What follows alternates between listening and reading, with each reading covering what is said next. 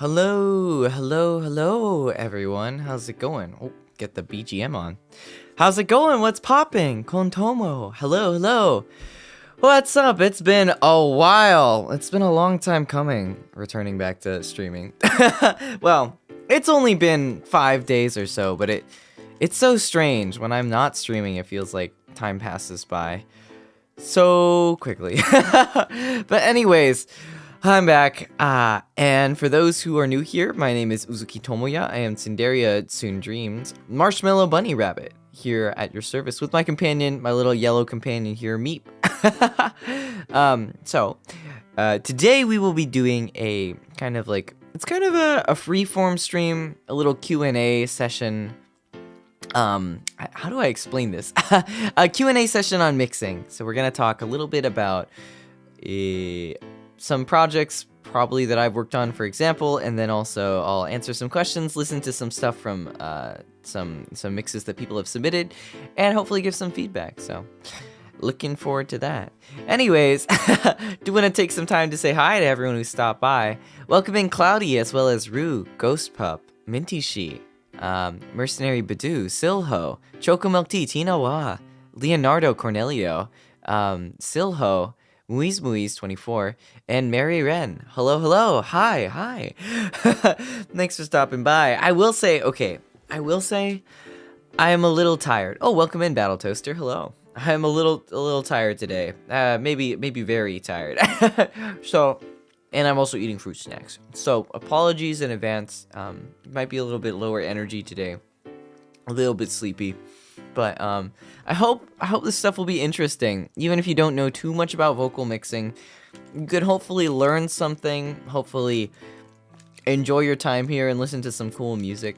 And yeah. So let's just jump right in. I have my mixing software open already, and I just gotta move myself because I'm gonna be sharing my other screen. So I gotta change everything around here. Oh, before I forget, guys. Ooh, hold on. Before I forget, everyone, please, if you haven't already, go check out Lisa's cover of Stellar. I wouldn't even call it a remix. It's a different arrangement, and it's so good. We knew about it for a long time coming. She asked me for some mixing feedback back a while ago, and it's so good. I'm gonna pin it. Hold on, let me go find it. I'm going to go pin it because it is fantastic. It is so good. She's such a skilled individual. Lisa Tsunderia. Hold on. Oh my gosh, it's a fantastic production all around. The visuals, to the audio, to the production of everything, to the instrumental itself too, the arrangement, the musicality is off the charts. It's so cool. It's so awesome. I'm just honored to have her as my gen mate. So I say please check out Lisa's cover of Stellar. Stream it now. Oh crap! Wait, I keep forgetting you can't press shift enter on tweets. Or on YouTube comments. Hold on. Wait. Stream Chika Fuji. I'm just gonna delete that out of shame. Okay. Chika Fuji Lisa Stellar. Hold on. Boom. There we go. Stream Chika Fuji Lisa Stellar. Pin. Boom. There we go. That's what we like to see. How long have I been touching grass? I don't know if it's touching grass if you're just at bun duties most of the time. I don't know if that counts as touching grass. That's more like day in, day out working hard. Oh, but some fun stuff to update you guys on. Well, not really update maybe, but like some fun stuff that's been going on. I watched Cyberpunk with Athi and Rita the other day. We finished up the whole thing. It was really cool. Really cool. Love the anime. Highly recommend to everyone if you get the chance to check it out. It's so well done. Oh my gosh. I almost cried. It's so good. So good. And then I've also started working on a few other projects that are hopefully coming out sooner than later. So stay tuned for those. There's always projects around the corner, but yeah, there's that. And of course, I've been playing a wee bit of Apex, but actually, I will say, chat, like, it's been so long since I played Apex. I played yesterday for like the first time in like a week, maybe, or roughly a week. And I was so bad. I just died everywhere. I was like, oh, I don't remember how to play this game. So maybe it's time that I move on. I was also like, huh, since I stopped playing Apex, like my back pain's been fine all week. I was like, oh, huh, I wonder if there's a coincidence there. I don't know. Hopefully not, but it would be very sad. Such a banger. Been working on an arrangement of one of the songs. Oh my gosh. Yeah, right? Ugh. The music from Cyberpunk is so good too. I'm just like, every single scene, like some of the background tracks are just incredible. So highly recommend if you get the chance to watch it. Got a ton of significant things to do than dancing with Apex. Yeah, not the Apex back problems. Your back hurts, you're a pro gamer. That's a sign, guys. My career is calling. Guys, I'm leaving behind Tsunderia to go become a pro gamer. Check me out at, or not leaving, but check me out on Tsunderia's pro gamer team. Tsun Gamer, I don't know. Tsun Gameria. Yeah, we play Apex and League of Legends. Let's go. Just kidding. But no, it's not happening. But anyways, today the first thing I wanted to show you guys, since I think I promised this a while back and then I had totally forgot about it. I wanted to show you guys the Tsunderia cover, or Tsunderia chorus that was last released, the Kaze ni Kaoru Natsu no Kyoku cover by originally by AAA. It's I can't really show too much of it just because doing so will probably crash my computer because of the sheer amount of effects I threw on this baby. But we might as well give it a try and jump on in. So let me just wait, that's the wrong thing.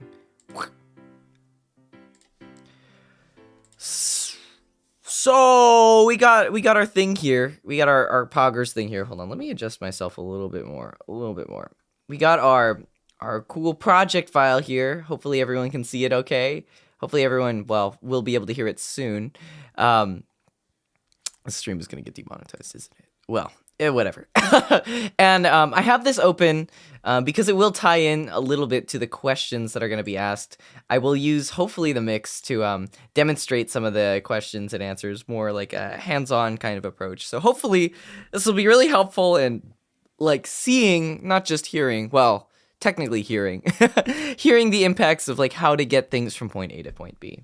So without further ado, the first question I have, and this will stay open for the time being. First question we have is someone who didn't submit their name, which is fine. By the way, I should mention, feel free to continue submitting questions through the link below or through the chat. If it's like it seems like it comes up in the moment, feel free to ask away. There's no reason for us to like restrict it to the chat. Just ask away, and hopefully we'll get to it. I don't see why we wouldn't. And hopefully I'll be able to give you a good answer, because there are lots of things that I don't know about mixing, and I'm still learning as much as anyone else is out there learning. So hopefully we can teach ourselves on this journey together. I'm sounding so formal. I don't know what's going on. But anyway, so the first question goes, "Hi Tomo, I recently got into mixing and I understand basic things like EQ, compression, etc.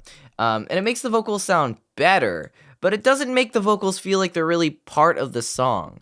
Do you have advice regarding this? I don't want my vocals to feel like they're separate from the instrumental." And this is an awesome question. Also, Iman, yes, I am a Reaper user. I swear, live and die by Reaper. Reaper is so good. Very, very easy to use, has great functionality, especially for things like automations, stretch markers. I love it so much. It's so intuitive to me. But for others, I understand, not the way to go. But yeah, anyways, so this question, very, very good.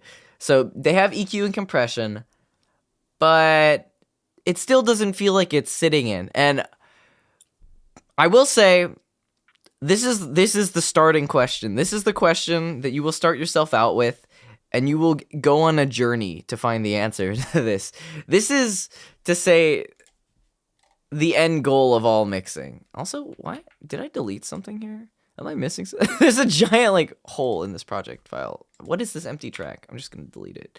It's probably nothing important. It's probably something really important. It's probably nothing important. But mixing is all about that. Mixing is, how do I get my vocals to sound like they actually fit right in the instrumental?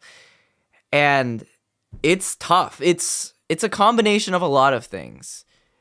Surely it's nothing important. Yeah. It's a combination of a lot of things. It is EQ, but on a lot of different levels. It's definitely compression. Compression is one of the biggest parts for letting it sit in. It's other things like saturation. It's other things like volume balance. It's reverb, especially delay, which is so helpful. I mean, I say delay, but I copy and paste the same delay onto everything. It's really everything that ties together. But I will say, if there's one thing that really is the glue to a mix, if you already have decent EQ and compression, it's reverb. And it's not just reverb as a whole, it's reverb used correctly with the BPM. So there's kind of a mathematical reverb functions kind of like math in a way. Like depending on the pacing and the beats of the song, you need to adjust your reverb onset, like the time the reverb comes in and how long the reverb lasts, and the character of that reverb to really nestle the vocals into the soundscape. And it is tied to the BPM a lot, which is why for every mix, I mean, you see up here, I have this timing marker. This is what's called a timing marker. I've doubled it because I use it for actual, like, the stretch marker placement on the vocals. I think I don't have stretch markers on these because someone else did the timing and tuning. But I have the BPM on every single song, and I always have, if you check this out, oops, I'm on the wrong window here. Check out my reverb settings here. You'll see I have, like, my pre-delay and time set to very, like, rigid numbers. Like, these numbers are chosen for a reason. So, oh yeah, definitely the space and size. Yeah. Oh wait, that's what I'm saying. Yeah, the space and size. What app is this? Want to try mixing myself.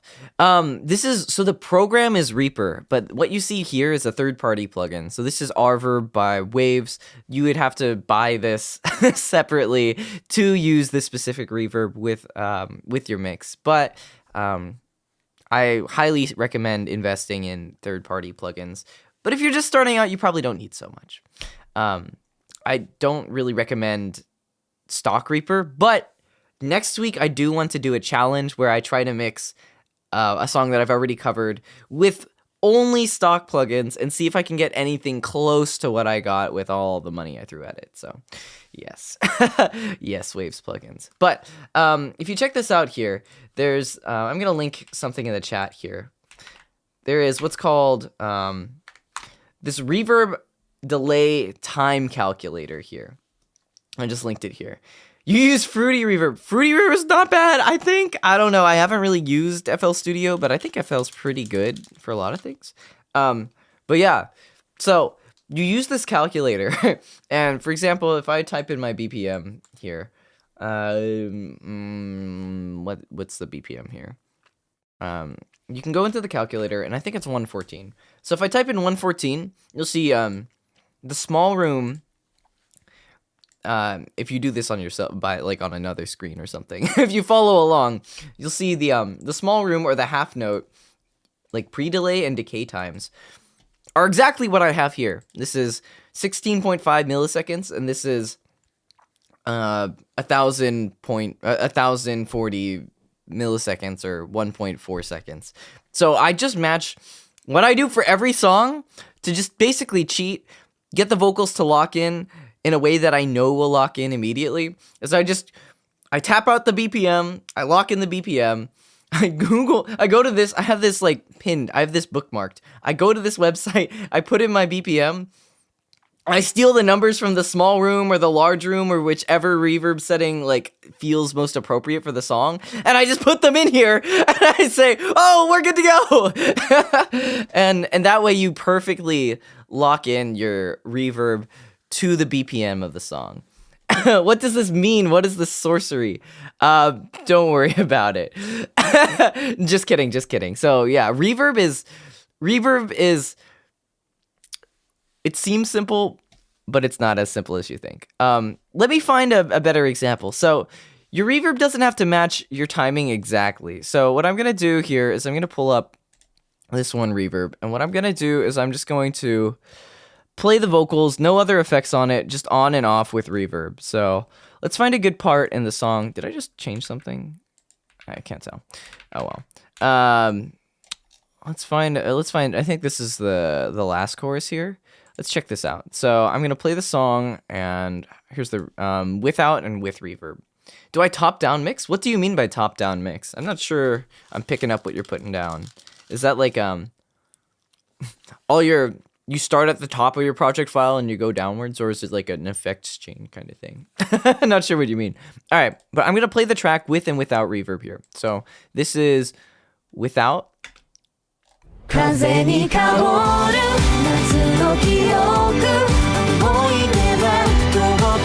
I mean, obviously there's no effects, so it doesn't sound like really good yet, but like... Then I'm gonna add in this very quiet reverb here. Actually, first let's hear what I set it to. You'll see the space here, the time delay, is roughly equal to the decay time for the BPM. So for 114, the decay time is roughly 1.03 seconds. So this is what the reverb sounds like. Can you even hear it? Very subtle. Oh, start from processing your buses first? I don't think so. I think I do bottom-up mixing in that case, Entropy. But yeah, it's very subtle reverb, and I tweak the balance of you can tweak the balance of the reverb with kind of these little EQ things. Yeah, it's just like echoes in a cave. So I can make it like more harsh. I can bring up like the harsh frequencies in the reverb. If I really want to make it like a certain way, I can change the decay EQ. If I really want to fill out different parts of the voice.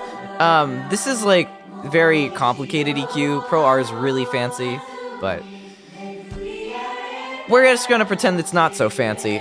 What you need to pay attention to here is the time. So the time here, and I'm gonna add in these other reverbs too, and you can hear how they sound. So this is my Pro R or R-verb that I have. This is just kind of like, these two things match, by the way. They're the same thing, but this is just the full reverb sound being created here. And you add in delay.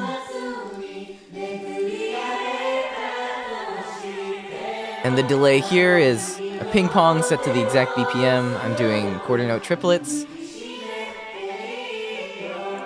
And then I have this extra Valhalla shimmer here, which I'm actually not very familiar with using, but I don't really know how I dialed this in. But this is the total reverb sound. So what I want to play is turning the reverb on and off, and you'll hear how it sits the vocals into the mix a little bit different than it sounds before. So no reverb.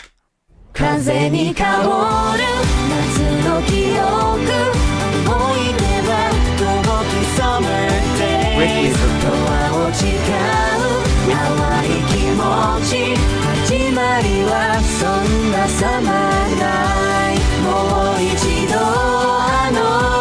slightly more settled in there.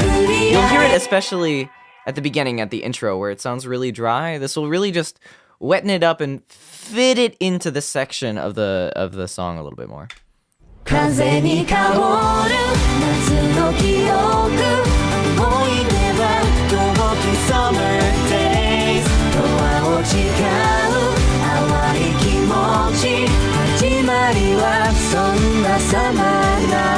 So obviously there's still things that are sticking out here that are very obvious, but overall glue to the song is there. What I can also show you guys is if we put in some of the other things. Let's go to a section where I don't have to turn so many tracks on. So let's go to here. Oh, yeah, this is a good spot. So let's go to here. I'm just gonna turn on the effects for Nin's voice here. So you see my whole plugin chain here. I got quite a bit. I got auto-tune. This stuff doesn't really matter so much. I mean, what you need to know is I have EQ, I have a compressor, another compressor, I have some effects here, saturation, whatnot. Turn on that, and I'll play that with and without reverb. So this is just the compression and the effects going on. Yeah, I have the Ozone dynamic EQ on too, which I kind of use as a compressor as well. So let me find my vocal track here too. Turn it on. This track called Men for the low voices. What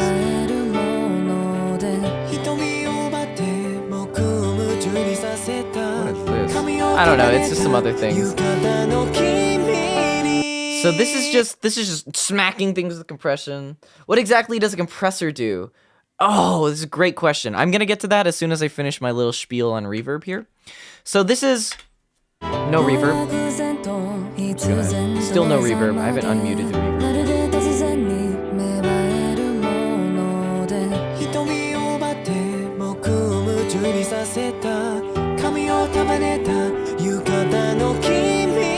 So it sounds really good, right? It sounds like thick. It sounds processed. It sounds full.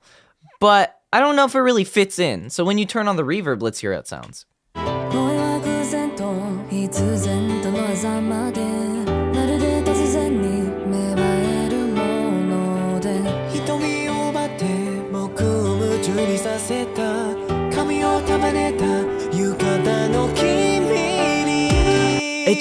It fills the space. It just brings it all and glues it together, and it makes it feel like, oh, my vocals are in the song. Versus before, it's like, okay, it sounds processed, but are they in the same room? Are they in the same place? And they are now. So that's my answer to the first question we've received on how do you really bring your vocals into the song. And you can see here by my demonstration, I barely even need to say it. Like, it's not just putting reverb on once. It's putting on and trying different reverbs and seeing what works for you. A lot of other people use different reverb plugins than I do, but this, if you want to kind of like imitate me and see where you start, and see how it sounds, to a sound that you will get is similar to mine, you can use the same plugins I use. But everyone kind of finds their own way, has their own preferences with mixing plugins and reverb and whatnot, so you don't need to do it strictly my way.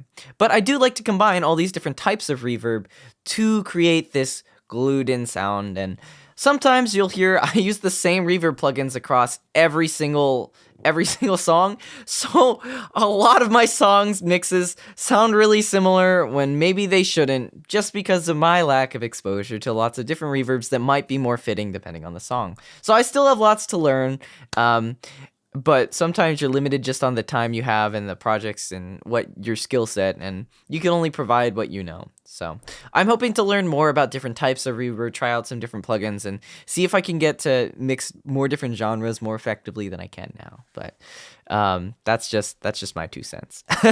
So I think there was another question here. What exactly does a compressor do? And that's a great question. And really the best way, you can say, there was an answer by Trick. Compressor limits the loud peaks from distorting the audio vaguely speaking, which is true. If you want to summarize a compressor the easiest way possible, you just have to say, well, it makes the loud parts quieter and the quiet parts louder. But what that really means, and like how it changes the sound, like you're like, well, what does a compressor sound like? It's really best to show you guys rather than tell you. So I will do just that. Let's go in, and I'll have the vocals here. And I'm just going to turn off the compression, everything that's compressing. So also, as for the question on saturation, I am using saturation, and I'll talk about that. if I remember. But like OTT is a compressor that is also doing saturation at the same time. It's an exciter and saturator in one. This is a multi-band compressor. It also does compression. That's all you need to know. This is a compressor. This is my workhorse compressor. This is my other workhorse compressor. I'm just going to turn these three off, and you're going to hear how it sounds. And OTT is free. Yeah, if there's any two plugins of this list that are free that you absolutely want, it's OTT here, and it's Fresh Air. These two, you put them together, and you have the miracle sound. I don't know what else to tell you. But I can talk about that later. If you're just like tuning in, you're like, oh, what plugins should I get for free? OTT by Xford, just download it. Fresh Air, you do need to set up like an iLok, but it's free. At least I think it was free. Maybe it's not free at the moment, but occasionally it goes on sale for free. But yeah, please, highly recommend. You'll want to make sure you turn down your OTT depth quite a bit. Otherwise, you're going to be deep frying everything you're mixing. But check out some tutorials. It's awesome. It's a great vocal mixing plugin. Anyway, so let's hear it without any compression. 恋は偶然と必然との狭間でまるで突然に芽生えるもので All right. So, that's kind of how it sounds. Let's play with the on vocal or the instrumental. 恋は偶然と必然との狭間でまるで突然に芽生えるもので You hear the vocals kind of getting swallowed by the music in the background. It's almost like the quiet parts are just a little bit out of your range to hear. Your ear just isn't really picking it up. And Omega, thanks for stopping by. Feel free to pick up the VOD whenever you can, and hopefully these questions will help. And yeah. Also, Conquad, welcome in, Juicebox. Thanks for stopping by. But yeah, so let's turn on all the compression, and let's hear the difference. 恋は偶然と必然との狭間でまるで突然に芽生えるもので And turn it back off.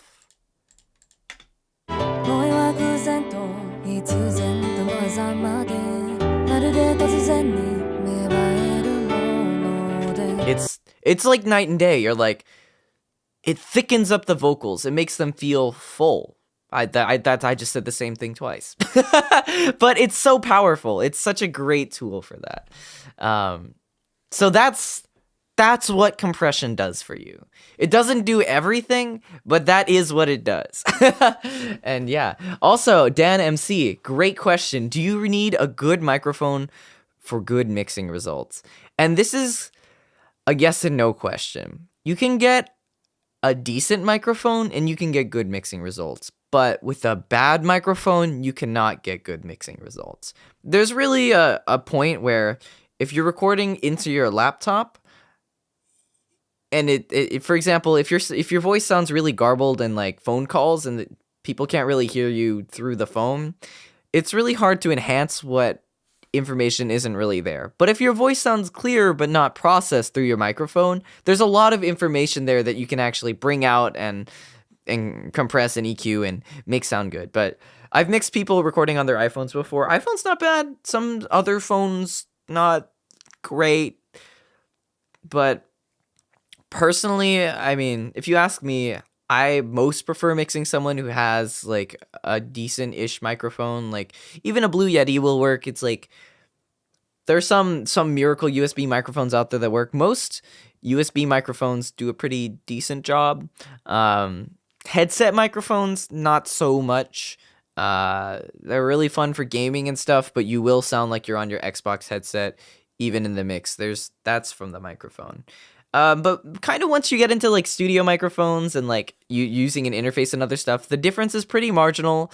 If you're talking to a super audio geek, they will say, well, there's clearly a difference between the Neumann U87 and the 7B, Shure 7B, but like to most people listening, they won't really be able to tell. They'll be like, okay, this sounds like it was recorded on the radio, and this sounds like maybe it was like more of a garage recording, but they still sound good, and I still love this song, and I love listening to it, so it's really not too big of a difference in microphone once you start passing like maybe like $300 of investment. But before then, there's a more of an upheaval, a more of an uneven playing ground. So if you have any questions on specific microphones you're interested in, like, is this one potentially good? Feel free to ask. I can look them up while on stream and see like, I don't know about this one, or maybe this one seems like it'd be pretty good. If you have one you're interested or you're looking for recommendations, feel free to shoot those over too. Also, how many compressors am I using, says Juicebox? Well, I'm using 2 standard type compressors. Welcome in, Solaris. Thanks for stopping by. I'm using 2 kind of typical compressors. I'm using Pro C from FabFilter and RComp from Waves. And then I'm using kind of some different types of compression here. I'm using a multiband compressor, which I would still classify as compression, but it's a little bit different. The multiband is more to even out how the voice sounds volume-wise across the whole range. And the this OTT here, well, OTT makes things sound shiny and thick. That's all I'm gonna say. And you might ask, well, isn't that what everything does on here? And it's really best if I just show you what OTT does. So this is without OTT. It sounds good, right? It sounds thick, it sounds bright. But OTT is the extra drive that pushes it over the top.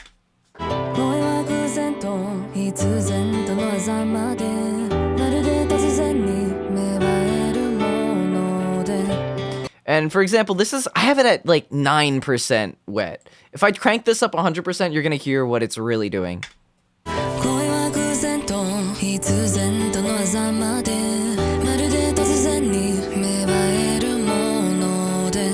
So, dial it down. And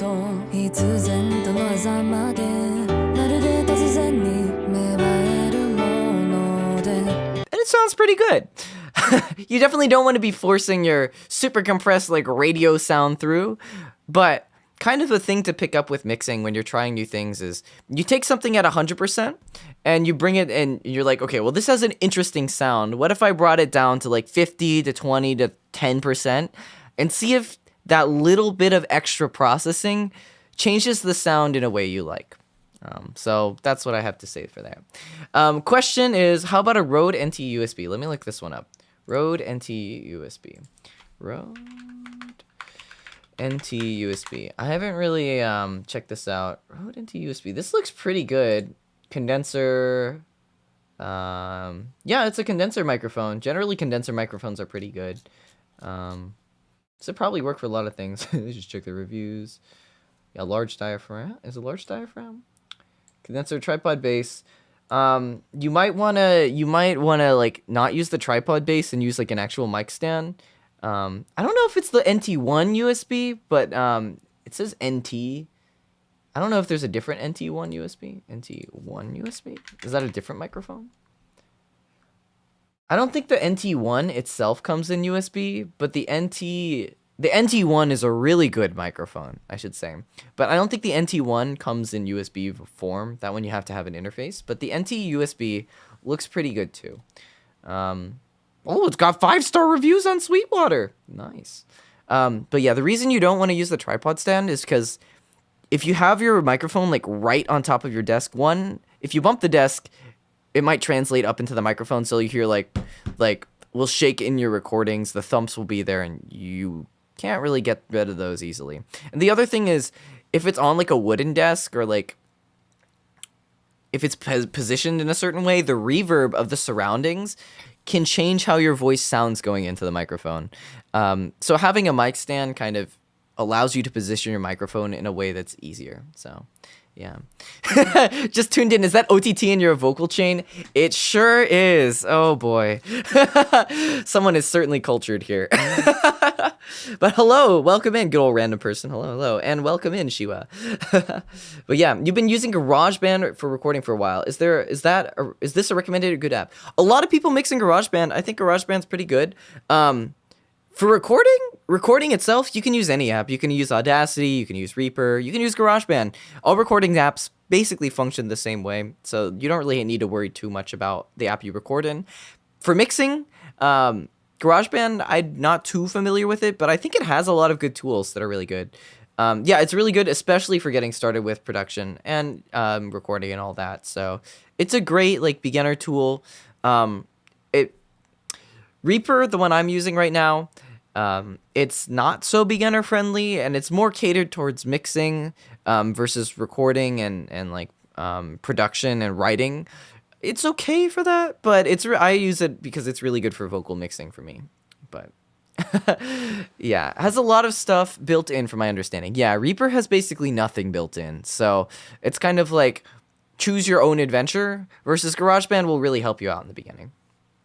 Yeah, it's very solid. I don't think it's limited in any way either. Everything you do in Reaper, you could also do in GarageBand, I think. So, yeah. And then there's Audacity. Audacity is limited. I won't say don't use Audacity. It's really easy to use for like certain things, but Audacity, you can't like turn off and on an effect to really see what you're doing.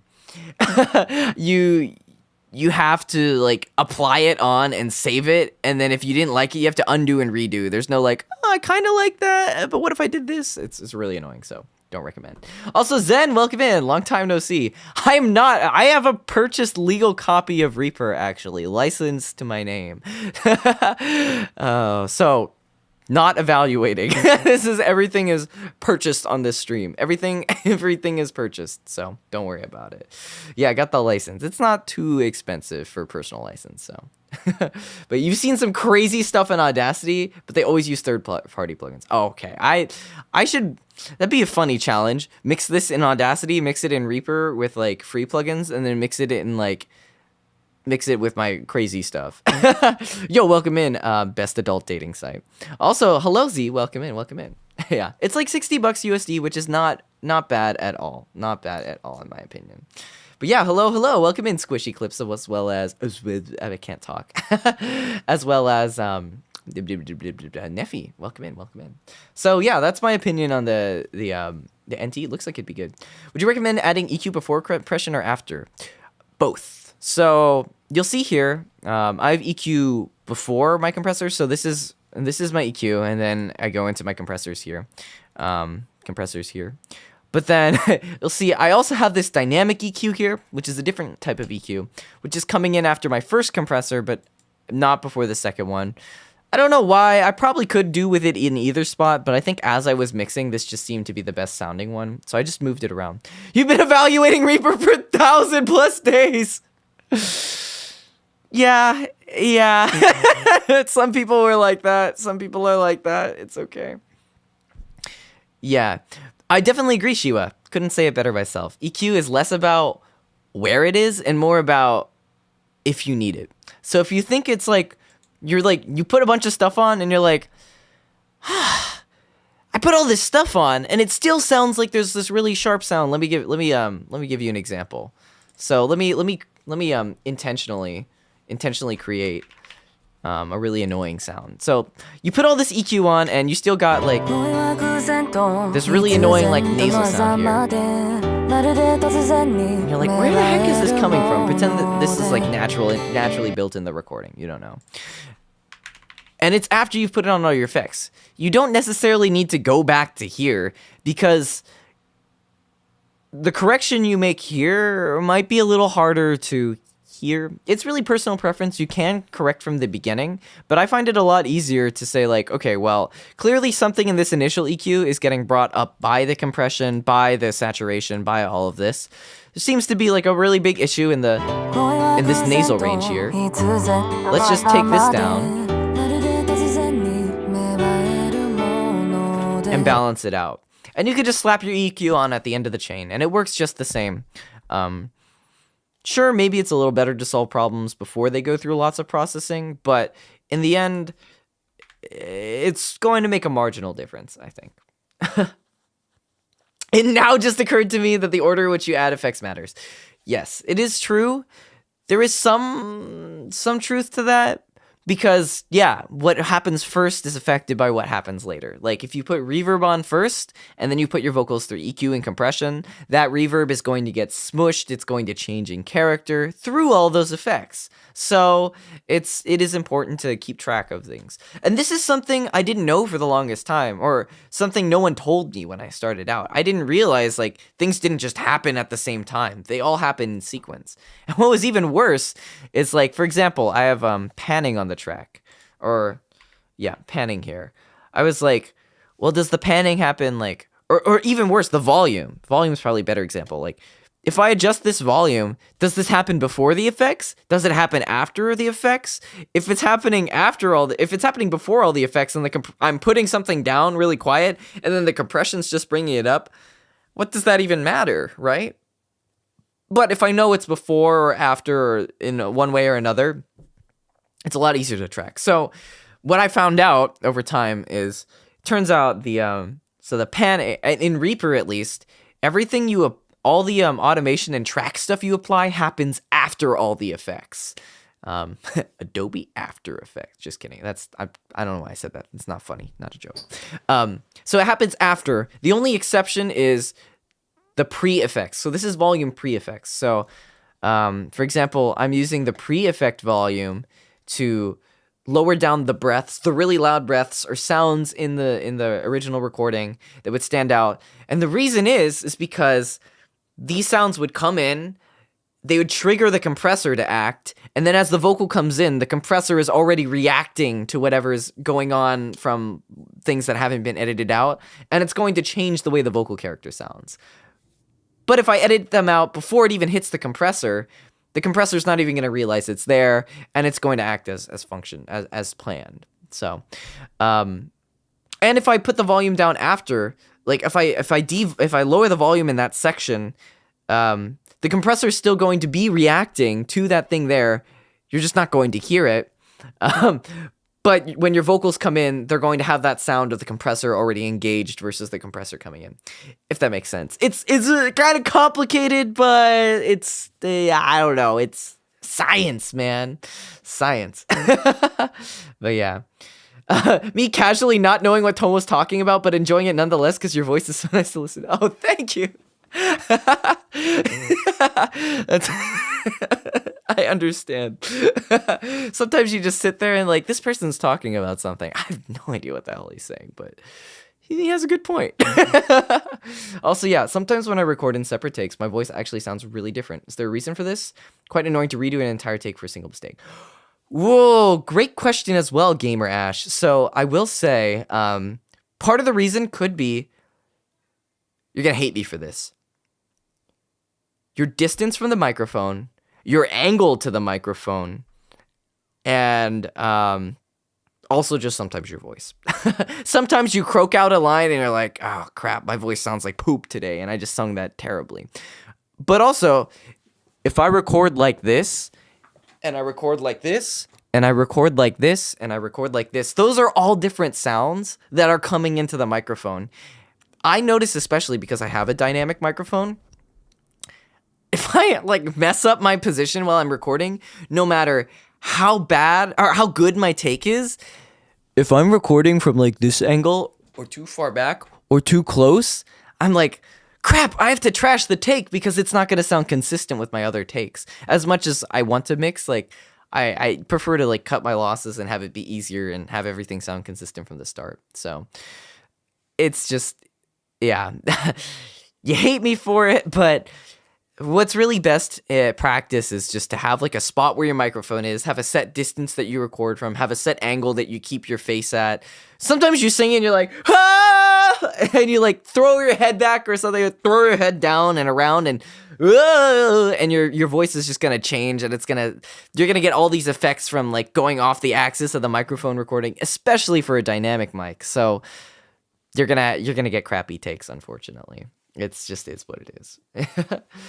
Yeah, for me, I stand in the exact same place where my microphone is placed, and then the same distance away, so you keep the same volume. Exactly, yeah, that's the way to do it. That's the way to do it. But yeah. Yeah. Also, you casually singing almost half an octave on lower notes early in the morning. I 100% relate. There's a reason why certain songs that are lower I record in the morning, and certain songs that are higher I record in like the afternoon or after I'm more warmed up. Totally get it. Okay, so Juicebox says, so let me try to repeat this. There's a pre-effects where everything is dry, no effects, where you selectively lower the volume during breaths so there's more accuracy with your comp signal. Exactly, Juicebox, 100%. That's exactly how it works. It's kind of, you could say it's maybe like micromanaging a little bit, but I think it has a difference, at least. But maybe that's just my opinion. It's not as stark as like, well, there's reverb on this and no reverb on it. But it's like, okay, I want to cross my T's, dot my I's, and make sure this sounds really good. I wake up and sing some low notes because of my morning voice. Exactly. You're like, fly me to the moon and let me play Among Us. Like, but yeah. So I think that answers the question there. Let's see, what else can I talk about on this? Yeah, OTT, I already kind of talked about that. There was a question about saturation. So I do want to talk about saturation a little bit to answer that question before whoever asked it has left. I use quite a few saturators. In fact, I was showing you guys, you can count fresh air as a saturator and OTT as a saturator. So let me show you what Nen's section here sounds like without the saturation and then with the saturation. And you'll hear it's kind of like EQ, but also kind of not. Where's that line I've been replaying? Here it is. So here's it without the without the saturation.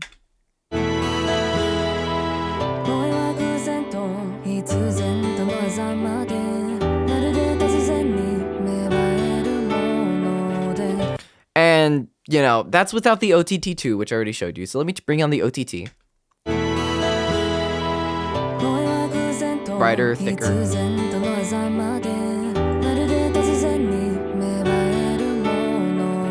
And let's bring in the fresh air, which is a saturator, our first saturator. I can show you guys another one of my saturators that comes in later too.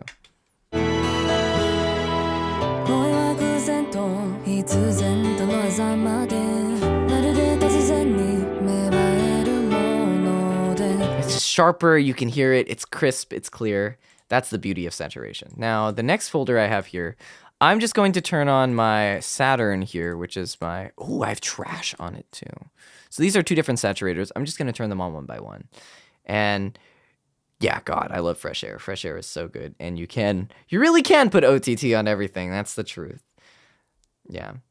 Probably ends up saving you a lot of fiddly tweaking in the later stages of mixing. Exactly. You're like, where did that come from? Oh, I fixed it out in the earlier part. And there you have it. There's your solution.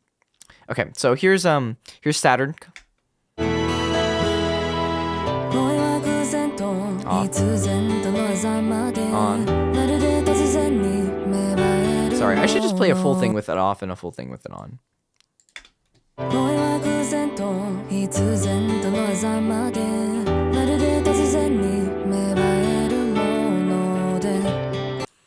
And with it on.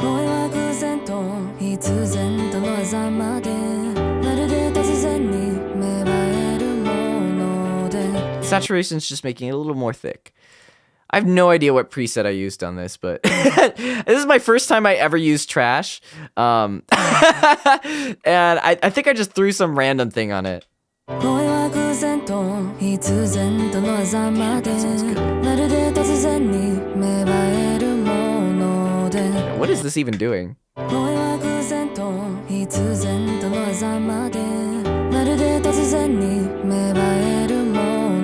Sheesh. I don't really know what I did with this, to be honest, but I did something and it sounded good. So yeah, use trash on the 808s. It's funny seeing it on vocals. Yeah, this is not a standard practice to use this plugin, but I bought it.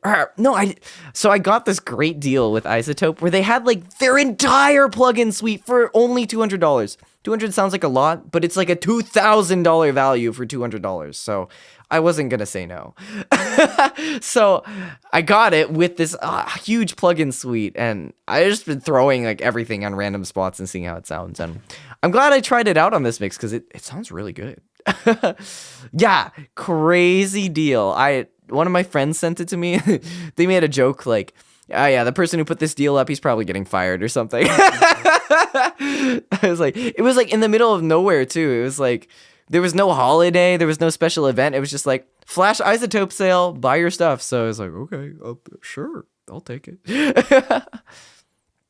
I guess your ear gets more tuned to the minute differences with experience. Your ear is solid for arranging, but you struggle to fully hear all the mixing differences. Yeah, definitely your ear changes, and like it's not, maybe not your ear, but your brain. You get like, when you get involved in doing it, you can hear exactly what the on and turn on and turn off is when you're mixing. You're like, probably my recommendation for really getting started with hearing that is, for example, I'll crank this drive up on the Saturn here all the way, and you'll hear like, okay, well, there's clearly this effect going on in the vocals now. They're going on to the vocals now. If I crank it down a little bit, how is that going to sound? Like, I want this sound, but I don't want it to be so thick. And then you turn it down to where you can just hear it and just don't. So I'm going to blast it here. It's 100% saturation.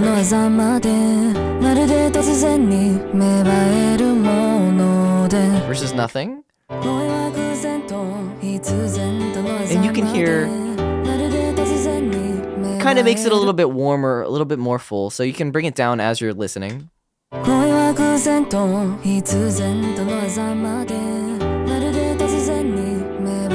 much. And around here. A little too much still. And this is where I had it before.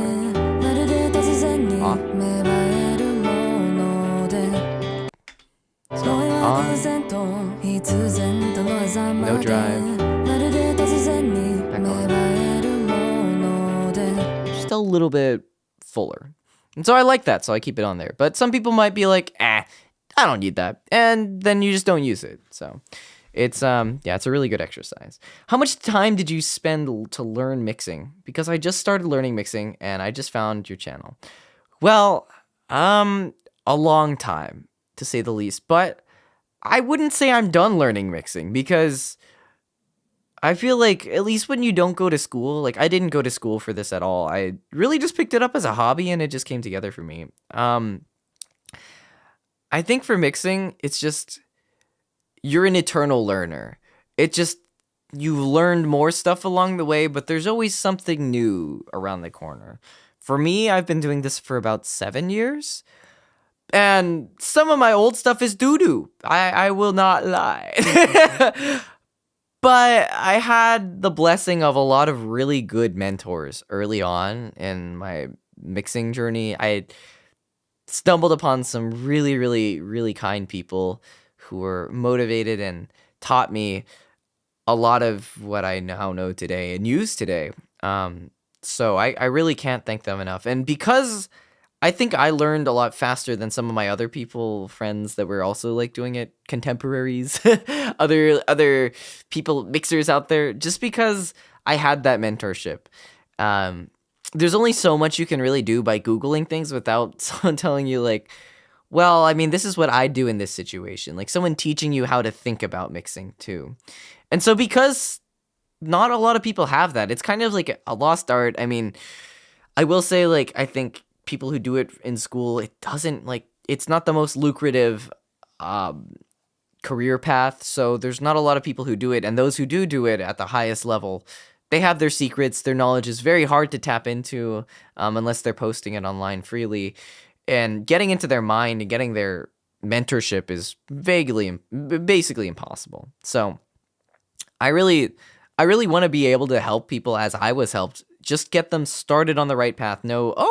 I can buy these plugins or use these plugins, and like they'll help my mix sound better. The reason my mixes sound like poop isn't because I just suck as a person. It's because I didn't have this thing that Tomo uses that is free and works really well. Like, oh, well, how do people get this sound? Oh, well, it's because they use OTT. Now, oh, that makes sense. I'm going to go try out OTT on my stuff, kind of. So I think like improving like the mentorship that's there for mixing is really important. And I really do want to see more people out there making great mixes, because it doesn't hurt to have more people who have this knowledge who can make other people sound really good or songs sound really good. And so we get more awesome music out there in the world. So I don't know. That's just my philosophy on this. There's always a chance of learning something new when it comes to art forms. I couldn't agree more, Solaris. I couldn't agree more. But yeah, mixing tends to be a lot more small changes. So as you do it, your ear gets way better at hearing those really small things. Yeah, mixing isn't just I did these 3 things and I'm done. It's really like, well, I thought about this and I really wanted to put a little bit of this in and a little bit of that. We'll put some sugar in the cake. We'll add some pepper. Don't add pepper. We'll add some strawberries here. We'll put a little bit of whipped cream on the top. it sounds good. Oh, maybe a little lighter on the whipped cream. Take some of that shit off. Kind of stuff. And yeah. And you also don't need paid plugins to have a good mix. Exactly, you don't. You just need to know how to use the tools you have. That said, I'm lazy and I use paid plugins. But there's also nothing wrong with using paid plugins to get a good mix. Like, both are okay. It's about the journey, not the destination, but also not necessarily about the way you do the journey, if that makes sense. So that's what I have to say on that. So hopefully that gives some insight on saturation and other things. I'm just going to turn this stuff back on and turn it off. And yeah. Reage has 1,000 built-in plugins. Reage? I don't know who that is, or what that is, but that's pretty cool. Paid plugins either just make things easier or will sound better, but only to a trained ear. Yeah, paid plugins, like, you can slap it on and you're like, this sounds good immediately. But there's still a learning curve to saying a Reage. Oh, okay. I'll check that out. But yeah, there's still a learning curve to saying, well, okay, I slapped this on here, but how do I actually use this thing to make it sound even better? Like, you can slap something on and maybe it's like, it sounds good from the get-go, but there's a lot of other ways you could use the tool to make it even better sounding, but you don't know until you try. So you look up some tutorial, you get a new plugin, you look up some tutorials, you're like, oh, this is really cool. And you use it for a little bit and you're like, I don't like it so much. Or you're like, oh, this is really great. If I use these settings on every mix, it's perfect. Default reverb plugin. Oh, interesting. Yeah. And yeah, if you don't know what mixing plugins even do, why are you buying the FabFilter bundle? Exactly. If you don't know what EQ and compression is, it's best not to throw yourself into a giant money sink, rather than, start with the basics and then say, well, I want something that's a little easier to use. I mean, if you have like the blessing of being able to use like community plugins or like community mixing software where you're like, oh, okay, well, I can throw on like a compressor here and it works really well, and I could throw on this expensive thing and it works really well. I mean, it is about the destination. You don't have to be learning every moment you're mixing. If it sounds good, it sounds good, and that's the bottom line. But it does help to kind of like, even if you start with that, to slowly become aware of what you're doing, just makes it easier and makes your mixing better along the way. That's what I have to say. All right, so that was the first submitted question. Let's get to the second submitted question. This one's actually also has a video along with it, or a music take along with it. So we'll listen to it. Please be nice, guys. People are putting their voices out there for everyone to listen to. They've consented to sharing their voices or their music or their production at their current level with Stream. So please be nice. Don't be like, dude, that sucks. That's not nice. Because we want to be supportive here, and no one likes to say, no one wants to hear like, I submitted my mix and people were mean about it. So let's take a listen. So Mary Wren says, "Hi Tomo, I recently got into mixing and I've been experimenting a bit. Could you tell me what you think about my mix? I don't know if it is any good since I am not that experienced with mixing, but I'd like to get better at it. Also, don't mind the harmonies. I failed music theory. Totally understand." Yeah, that's you, Mary. Thanks for submitting. So I'm just gonna pull it up here on YouTube. Oh, the song is fun. I like the overlay. Oh, that's Reaper too. I stand. I like your voice, by the way.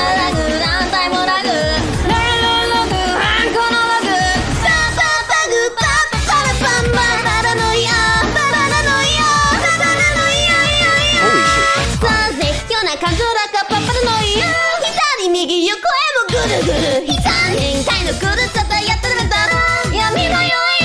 Wait, these harmonies are good. I don't know what you're talking about.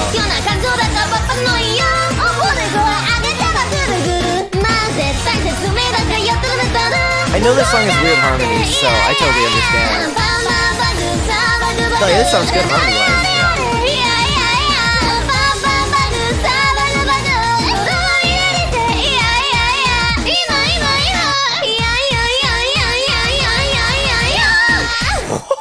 That last note is insane. Oh my gosh. Wow. Well done. Well done, singer-wise. That's crazy. That's crazy. So, said in the description, I used EQ, compression, DS or reverb, autotune, and melodyne.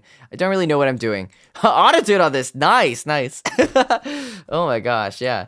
Body is vibing with it right now. Even head bopping to this. Yeah, it's Pog. This is banger vocals. What I have to say is the first thing that sticks out to me, like, this is great vocals, by the way. Great vocals. Totally understand. Total, like, fumbling around. Don't know what you're doing. I totally understand. I was there. Here's my advice. So, I'm going to use my... I don't have your project file. I should have asked people to send me their project files. Ugh. If I could do that for another follow-up stream, I'd really like to. Have people send me their project files, and then I could, like, take their projects, and I could actually, like, work on them with them. That'd be really cool. The song that in my mix right now is...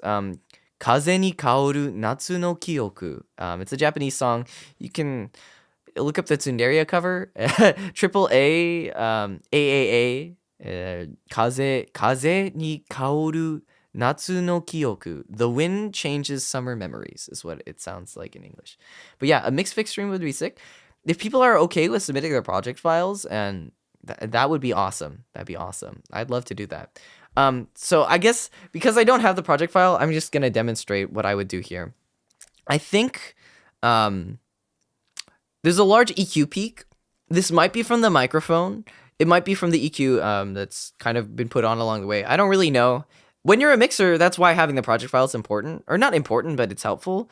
When you listen to a mix, you don't know what the other person's done. But the best you can do is, if you have access to their project file, you can go in and be like, okay, this is how this happened, probably.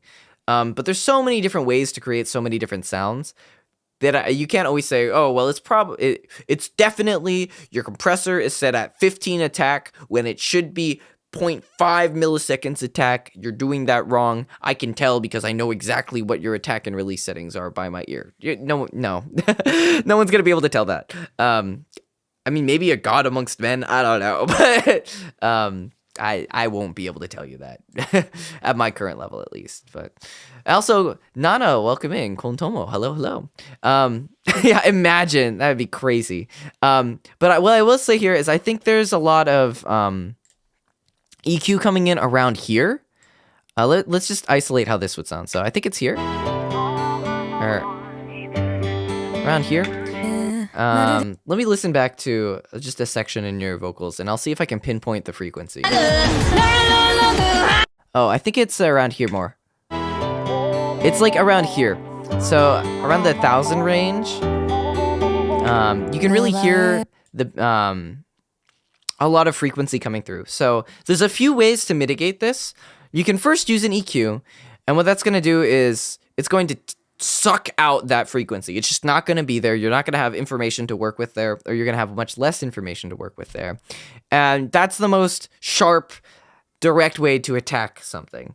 And sometimes it's like, okay, well, if your microphone's structured a certain way, this is the best way to remove things caused by your microphone, because it's always certain frequencies that you need to pull out to get rid of. So I just take this out and I duck that down, and you get rid of that frequency there. However, you also have a few other options. Let me just get rid of this. A few other options. So let me bring up this frequency here. Like if it was still in there. So if we had this going on, another option you can do is you can use dynamic EQ. If you use dynamic EQ, you can basically smooth out the frequency, smooth out that one frequency as it pops up. Because say if it's caused by like the room, or it's something that just when you hit a certain note, it resonates out and it pulls up this really unpleasant sound, then you can basically, instead of just pulling out that frequency all the time using regular EQ, you can pull it out only when it becomes a problem. And so that's what dynamic EQ is. For example, we've simulated now it being always a problem by pushing it out with the raw EQ. And so if you did dynamic EQ on that section to bring it back down, it'd be like this.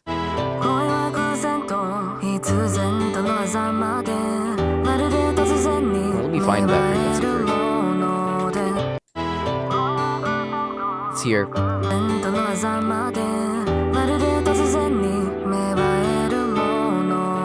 And it basically only pushes down when you enter that frequency range. I don't really have a good example here, just because we've forced it to be permanently present. Let me see if I can remove some of these dynamic EQs here and find what's causing it. So I have this here. Let me just take this off and take off this multiband as well.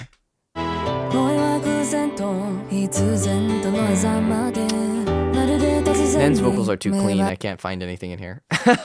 But basically, I have a dynamic EQ here because as Nen goes lower in his range, the low frequencies pop out. So I push them a little bit down using the dynamic EQ, but only when there are problems so that they're not losing any fullness as they go into the higher part of the range.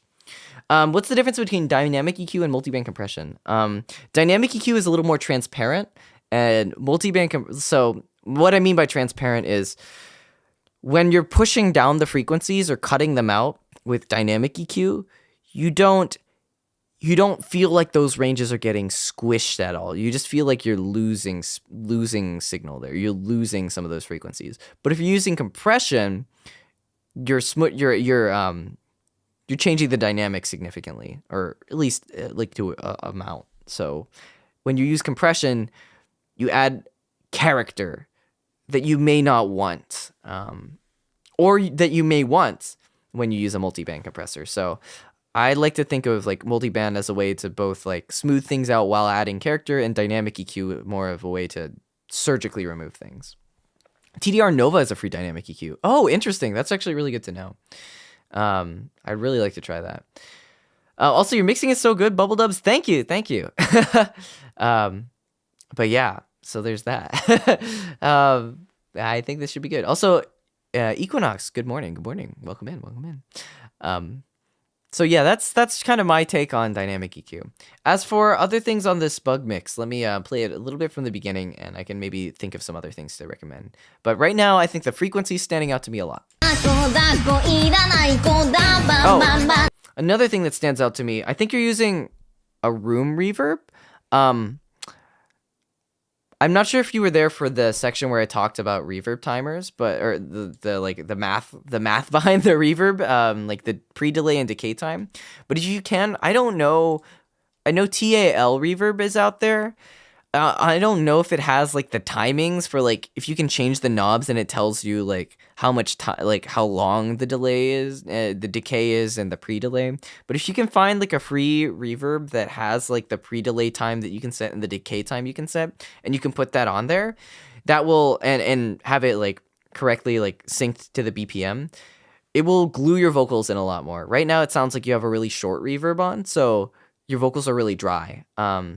And because of that, they're kind of forward in the mix a lot more than the instrumental wants it to be. I think also the vocals are a little bit loud compared to the instrumental, but they could use a little more compression for that. So let me also listen a little bit more. I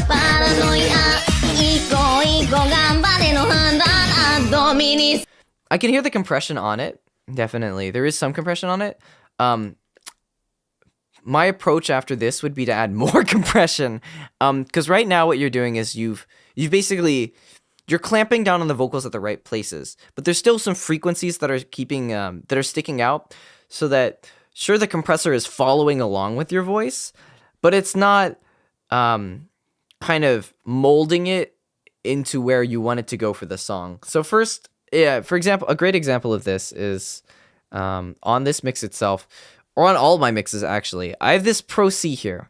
Let me just turn off everything that comes after it. So I have Pro C here. And the reason I use Pro C as my first compressor, especially in the vocal style, is to follow along with the vocals and just kind of clean up the dynamics as it goes along. So let me find it. This is probably the best section.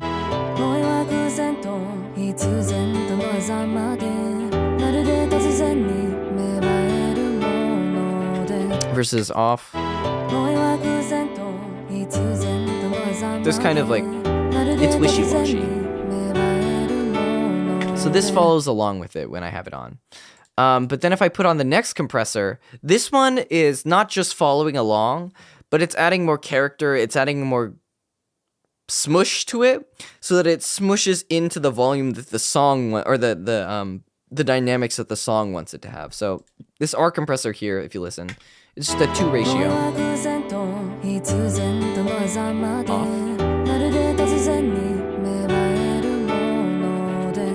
Just on again.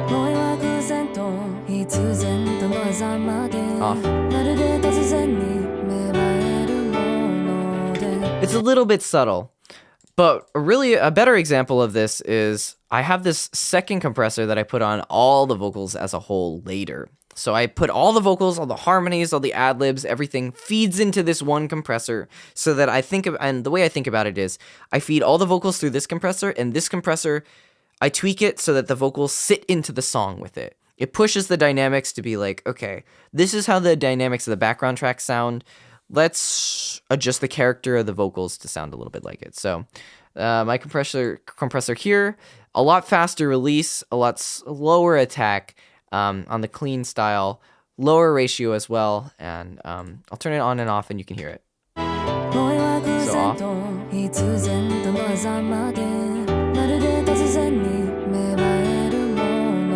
And then on.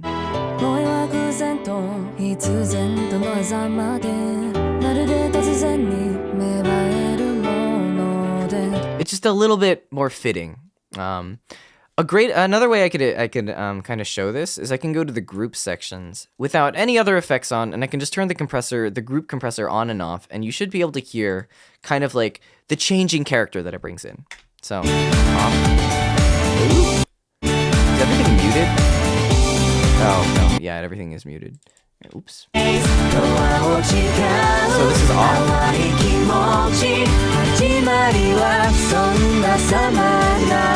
We're gonna play it on.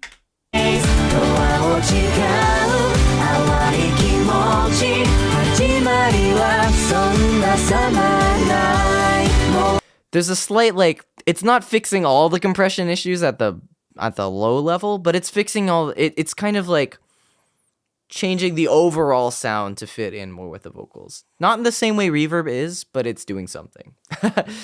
It's kind of like abstract, but it's something I recommend, just based on my own experience. But this is something I don't think a lot of people do, or I don't think this is typical of what mixers do. Also, welcome in, Cheshire. Thanks for stopping by. Hello, hello. So I think, yeah, I could use a little bit more compression, in my opinion. Other things I recommend, I just say go ahead, grab OTT, grab Fresh Air, try slapping it on and seeing how it sounds. I think it'll add. Let's play from the beginning again a little bit. Mary.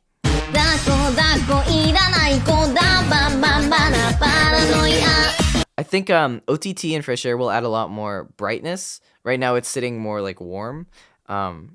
Yeah, OTT will smush it down, compress those dynamics even more. You might not need the second compressor with OTT.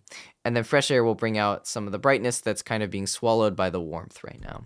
And I think it'll make your mix a lot sharper and smoother overall.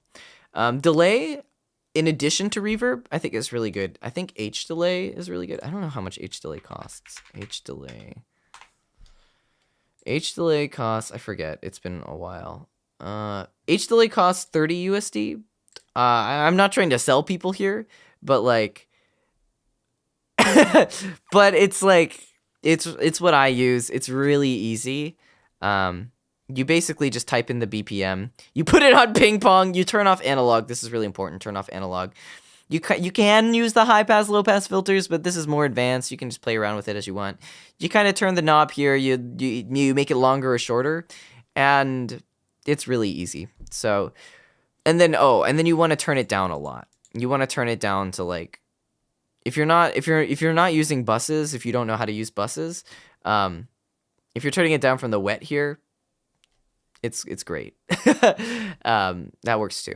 So ping pong delay, really, it's part of the secret glue. It's the secret sauce that people don't use with reverb.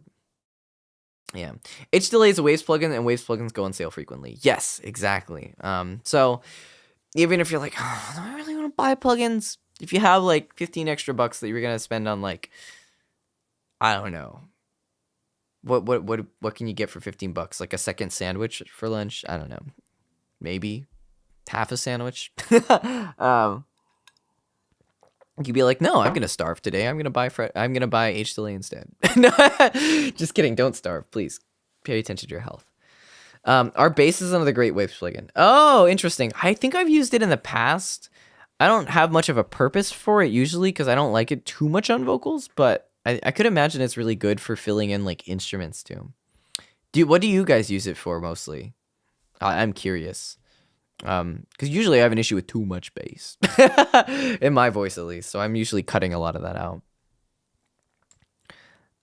But yeah, so I think hopefully that answers your question, Mary, and hopefully this starts you out on a good path to getting going. So what's next? The next one is submitted by an anonymous viewer. I wanted to ask if you ever mixed a cover with Vocaloids. Had duets with them before. If so, is it different than regular mixing? Been watching your mixing streams lately. I might be able to hop into your stream on Friday. Thanks for asking, anonymous submitter. I haven't mixed a Vocaloid before. I can make people into Vocaloids, kind of. I mean, I could slap auto-tune on it and make them... Let's see if I can make Nen into a Vocaloid. Hold on.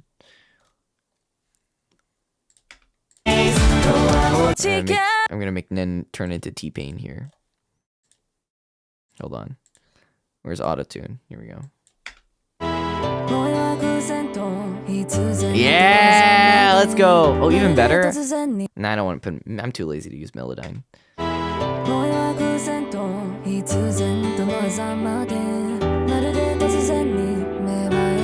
Yeah, Vocaloid. Let's go. I'm just kidding. That's not what they sound like. More like T-Pain.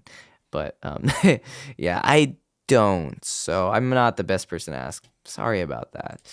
Okay, the next one comes from Iman, who's here. I've seen you here.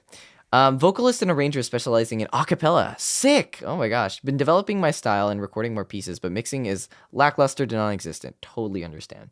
Most of the time, I don't do anything at all aside from levels and panning. For this track, I tried a bit more on the solo line, like compression, EQ, and a bit of reverb. It's still sloppy in places and peaks with the compression.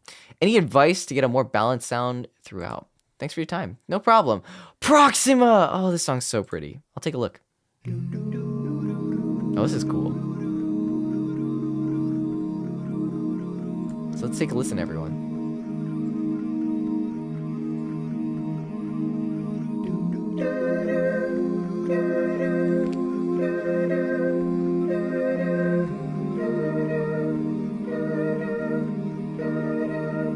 No problem. Thanks for submitting and thanks for offering. Yet far beyond warmth. Oh, you have a beautiful voice, by the way.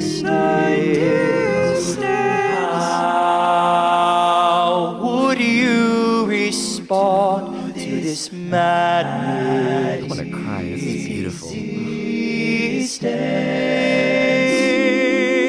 Hold me closer. That head voice. Oh, that's beautiful. Hold me tighter. I'm mirroring this clear view, filling up with blindness, projecting that I need you. Fantastic. To overcome my weakness. Oh, the cold, the void, the light out. This warmth will go with her out.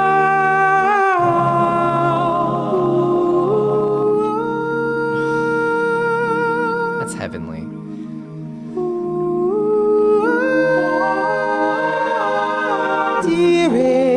Dearest, I shall not love. Your voice is beautiful, Emma. This is incredible.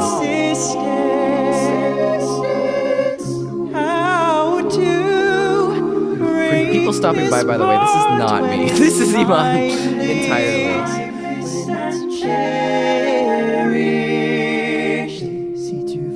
Hold me closer.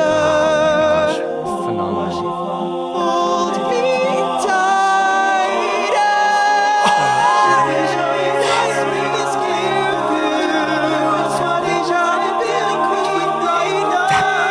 Oh my God.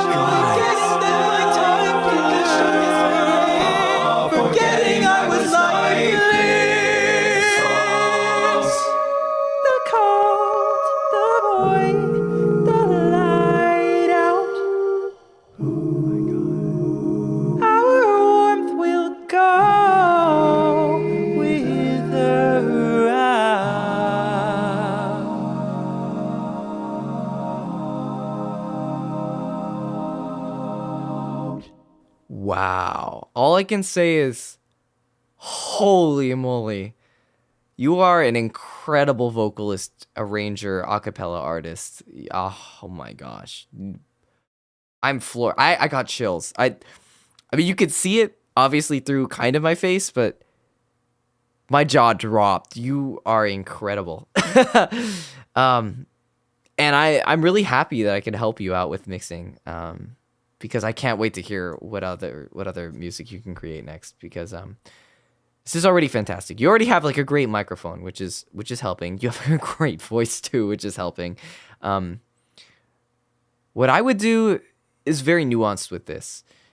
I personally have an issue where I overprocess when I mix. So for something like this, the amount of like what's been done is very light and it's just enough. There are some sections like on the high oohs and ahs where there could be a little bit more compression, and my suggestion for that might be more so light multi-band compression so that certain frequencies are more balanced across. Like on the you can cut out some of like the 3K, 6K, push it down a little bit with multiband, and it'll give it a little bit more of a compressed sound without needing to use compression to force it too hard. 58? No way. This is incredible on a 58. This is sick. This is incredible. Wow. The other thing, I highly, highly recommend. What I would have done if I were mixing this, ping pong delay. 100%. This is where I'd whip out the H delay, especially for the background tracks. I'd group a lot of the vocals that are on the background where you want it to kind of sound ethereal. I'd dial in your H delay on ping pong, and I would put the H delay directly on the track. I wouldn't bus it. And when you put it directly on the track and you lower down the wetness, it has a more blending effect versus kind of being supplemental and underneath versus which would be when you bus it. So just put like some kind of ping pong delay directly on the folder or the grouping of the background tracks so they all feed into that, and you will hear the vocals spread so wonderfully. The other thing you could do, if you really wanted to get fancy, I do this with caution. You could use an imager like Isotope Imager and a doubler like Waves Doubler to spread your vocals even more and create that very overwhelming sense of fullness around you, especially for the background vocals. Because I'm hesitant to say I would not use OTT on something like this because you're going to lose so much of the wonderful dynamics. The dynamics are what make your arrangement so beautiful. And so if you OTT that, you are going to smush it. If you compress it anymore, you're going to smush it. So knowing the balance of creating that space with other techniques and that fullness that's already pretty there, will just take it even further beyond. But this is incredible. Yeah. Stereo wideness, for sure. I mean, I love the panning already, but there's even more. There's panning and then there's widening too. And so you can take those pan vocals and take them even to a wider soundstage. So great work. I can't wait to hear more. All right. And does this answer your question, by the way? Most of all, most importantly of all, does this answer the question? Is there anything else you want to potentially like bring up in regards to this now that you're here? I'm happy to answer. I would love to hear your other thoughts, parts where you're maybe confused on this mix, and happy to try and offer my 2 cents. Yeah, these submissions are blessing us. Yeah, completely like very different, but very everyone's so skilled at what they do. It's crazy. It's crazy how many skilled and talented people there are out there. But yeah, while I wait on the response on if there's anything else, we'll go on to the next one. This is from Cloudy here, who's I think still here. Hello, Tomokami Oshi. I am not worthy. Not sure if this question is asked before. Do you have a favorite type of music you like to mix? Thanks. Oh, okay. Before I get to that, back to Iman. Diego pointed out a few couple loud points where the dynamics peaked. Might just be lowering the volumes a bit. Okay.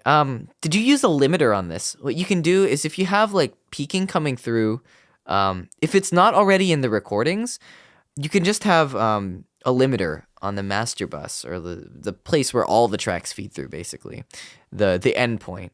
And that makes sure nothing goes over the digital threshold for loudness and causing like digital peaking. And also using a limiter will bring those dynamics up more and make them more full. So I have a great example of this. I'm not going to use these Ds. I'm not going to use these ones. I'm going to use this L2 here. L2 is a very standard limiter, waves, of course, or what the heck, not Pro L2, like actual L2. And I'm going to use this to shape the dynamics a little bit more. So Fruity limiter on the master. No idea how to use it. Okay, I'm not familiar with Fruity limiter. Oh, you're using FL. No wonder it sounds so good. No, just kidding. Your voice is fantastic, but FL has some great stock plugins. Oh my gosh, so many people I know who use FL just whip out great mixes from the start. No wonder it sounds so good. Oh, FL is, yeah. Some when you know how to use FL can take things so far so fast. This is not to discredit your singing and your arranging at all, by the way. FL has great stuff. I'm just trying to drive that home. But yeah. Okay, so let's take this group section here. That's not the group section. This is like no effects, by the way. So, let's turn on the ultra here. And let's just... Actually, what I'm going to do...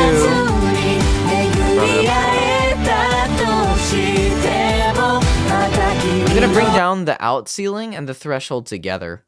What a limiter does is it takes the sound and it says, this is the hard ceiling. Anything below this gets smushed down. So nothing goes past whatever the top is. So it's a way of making your entire track kind of digitally loud and even. Smushing the dynamics a little bit, but in doing so, any reverb you have, I'm going to turn on reverb just for this. Any reverb you have, any nuance in the processing, like delay, I'm just going to turn this on. I'm not going to turn on the individual effects. I'll just turn on the big group effects. All of that good stuff just gets filled in. I'll turn on the Vox Master too. Let's see if this works. All of that gets filled in. Might have been smushing it too much at parts to avoid peaking.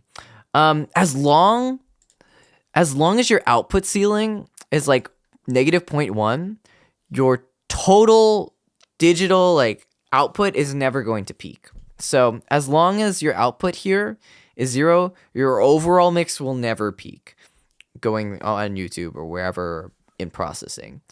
The part where it may peak is in recording. If you record too loud in and there's peaking in the raw signal, you won't be able to get that out unless you re-record. So that's something you have to check your gain on your microphone or your interface in that case, or your distance or just your overall volume if you don't have volume controls. And sometimes, unfortunately, if you don't have an interface, you won't be able to do that. That you make sure to avoid. Okay, that's good. That's good. If you can avoid that, you're chilling. But yeah, as long as your output is less than 1 here, and if you're using saturation, if your saturation is cranked up too high, it will create digital artifacts that will be really present. So if you want to crank down your saturation a little bit, you can avoid some of that. Yeah, high gain can't be fixed digitally, but low gain can. Exactly. So here we go. We're just going to...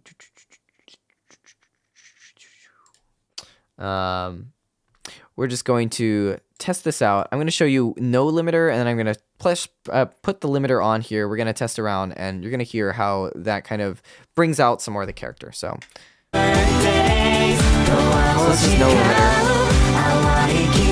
So I have it on now. And I'm just going to bring it down so it's barely engaging here.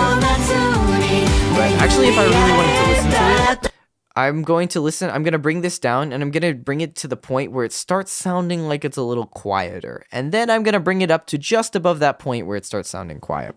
Because when you hear things starting to sound quiet as you're bringing down both the threshold and the out, that's when you're squishing the dynamics a little bit too much. So if I bring it down like here, it just sounds very smushed. I've cranked it too hard now. And when I've cranked it too hard, when your threshold is too low, it starts creating peaking. Because you're forcing things, you're smushing the dynamic, you're bringing out so much of the part that's saturated that you're bringing up those digital artifacts that's been processed through saturation and taking that to the forefront where you just hear this mush of what sounds like peaking. So there's that. So I'm gonna back it off. So the drums are no longer smacking.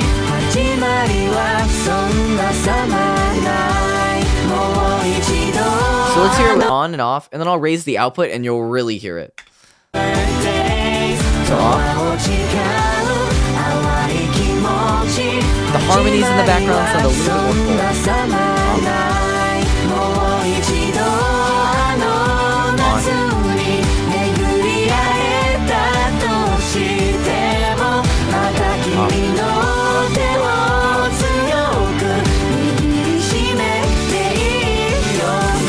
Feels in a little more of that space. Now let's bring the output back up and you'll hear it.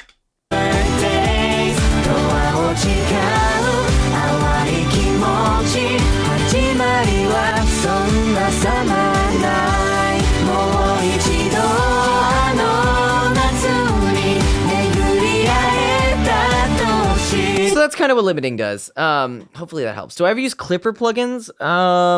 I've never used them before, I don't think. Just because I just give up if there's clipping.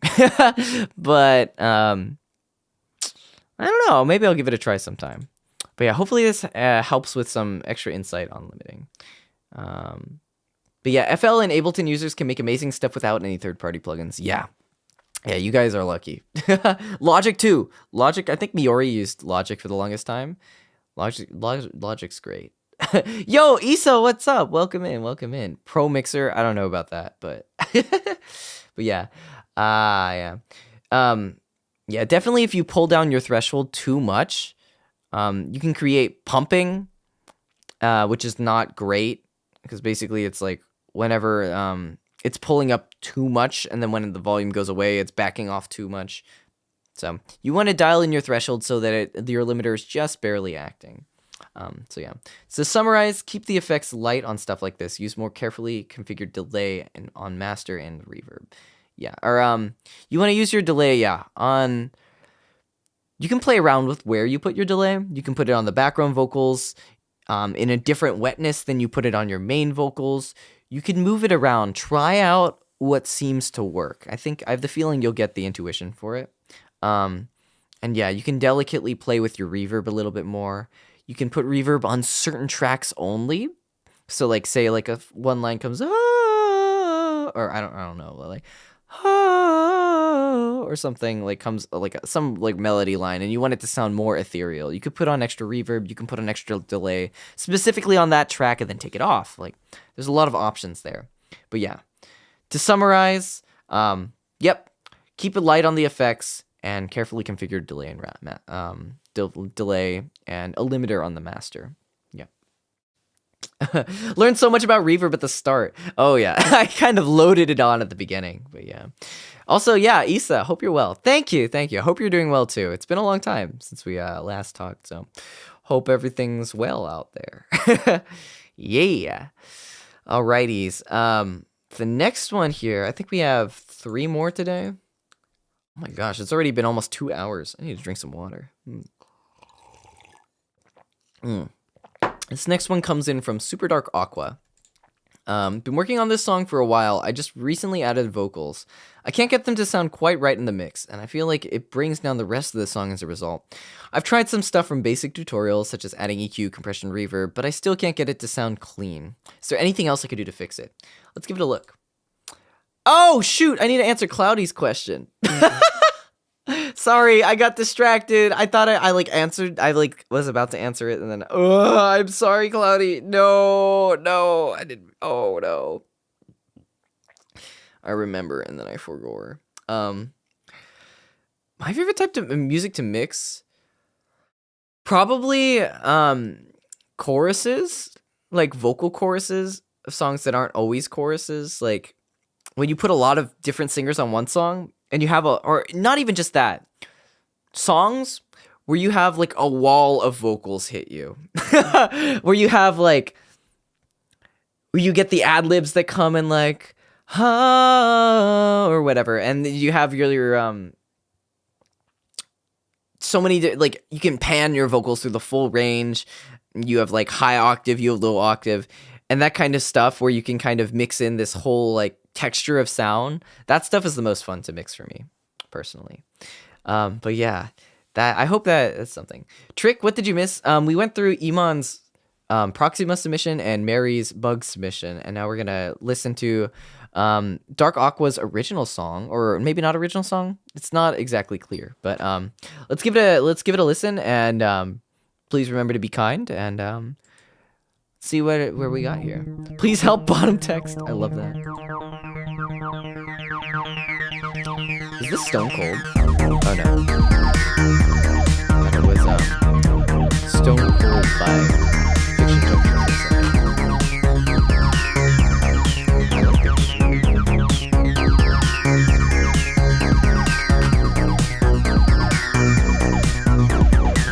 Original. Nice. This is cool.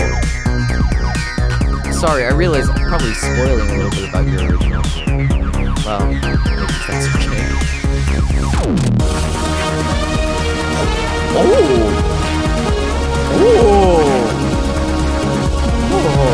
Also, no worries, Cloudy. Have a good one. Thanks for stopping by. It's cool.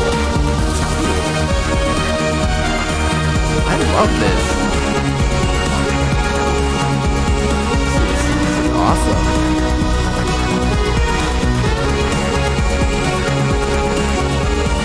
Girl, you got me going out my mind. Oh my god, your voice is great. You got me out of your picture. Oh, I love your I style. knew I couldn't fix it in time.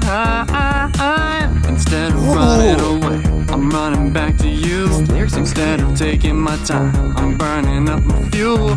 You got me caught on your chain, no hope of breaking loose. You got me wrapped around your finger, and I'm driving in your lane. Oh. I'm drinking in the pain. My heart's still racing for you, and I'm gonna go insane because you got me revving my engine again, and I'm driving to you because you keep me around, and I ain't making a sound. I got my knees on the ground for you, girl. I can't stop thinking about you every time I shut my eyes. You've never been good for me, but I'm living on your lies. I need to get away, but I gotta see your smile. I'm driving back toward you just to suffer for a while. Oh. I'm fading away. Hell, you guys I'm are fading away. I'm fading away. This is sick. I'm fading away, and I love it. Instead of running away, I'm running back to you. Instead of taking my time, I'm burning up the fuel. You got me caught on your chain, no hope of breaking banger. through. This is already like stuck in my head. Around your finger again. I'm fading Submissions away, are not close, never but coming anymore, back. I don't know if we'll have time to get to I'm today, about to to be have completely a honest. heart attack. I'm fading If it's a away. simple one, though, I can I'm probably fading answer it. away. I'm fading away for you, girl. I can't stop thinking about you every time I shut my eyes. I love this songwriting. Never been good for Songwriting me, is but I'm damn living good. on your lies. I need to get away, but I gotta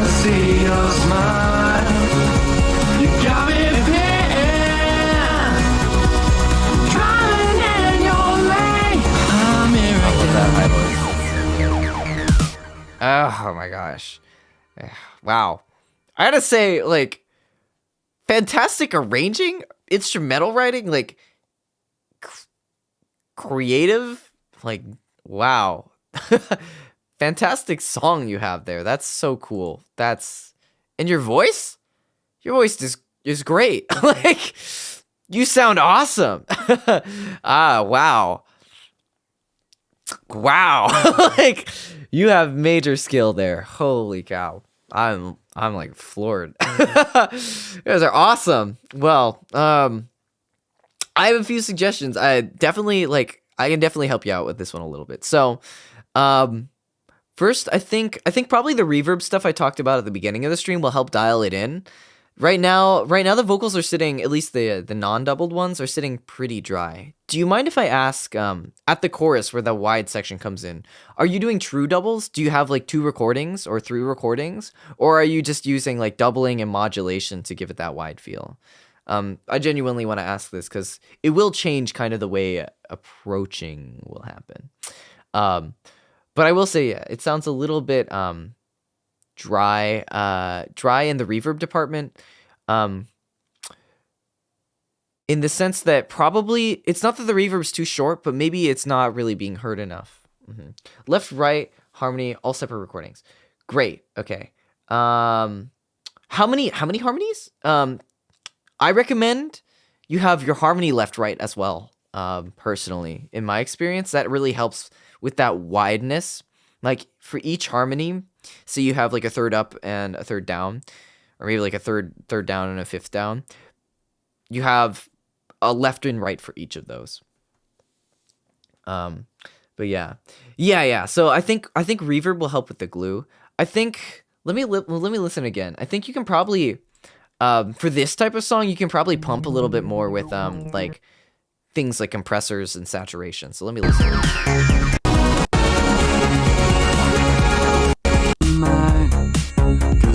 Coming out of your pic. I think your bass compression sounds really good. Like the core compression that you have on your vocals, it's solid. You don't need to do any more tweaking on that compressor that you have on your voice.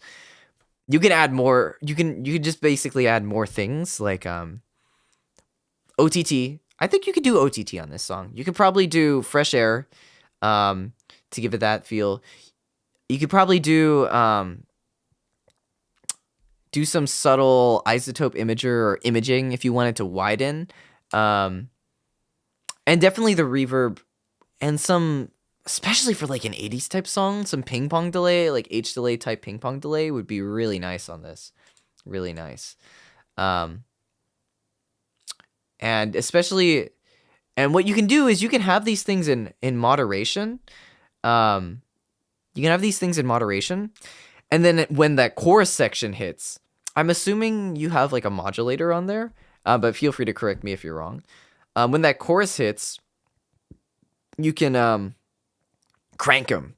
You can like, if you have your doubler at like 10% during the verse, you can bring it up to like 40%, 60% at the chorus, and that'll really give that change of width that you feel. Also, just from an effects perspective, I think slight cut to the mids. I agree. I think a little bit of a slight cut to the mids, but you might also, as you put on things like saturation and OTT, hear that balance come together through the other effects you put on. So I wouldn't touch the EQ until you actually have like OTT, saturation, and more width effects on, kind of thing. More wetness. Let's get to the chorus. I couldn't find you when you got me for you, girl. I can't stop thinking about you every time I show. Yeah, I definitely think. I'm curious what kind of doubler and modulator you're using. I think the doubler is going, the effect is coming on a little too hard here.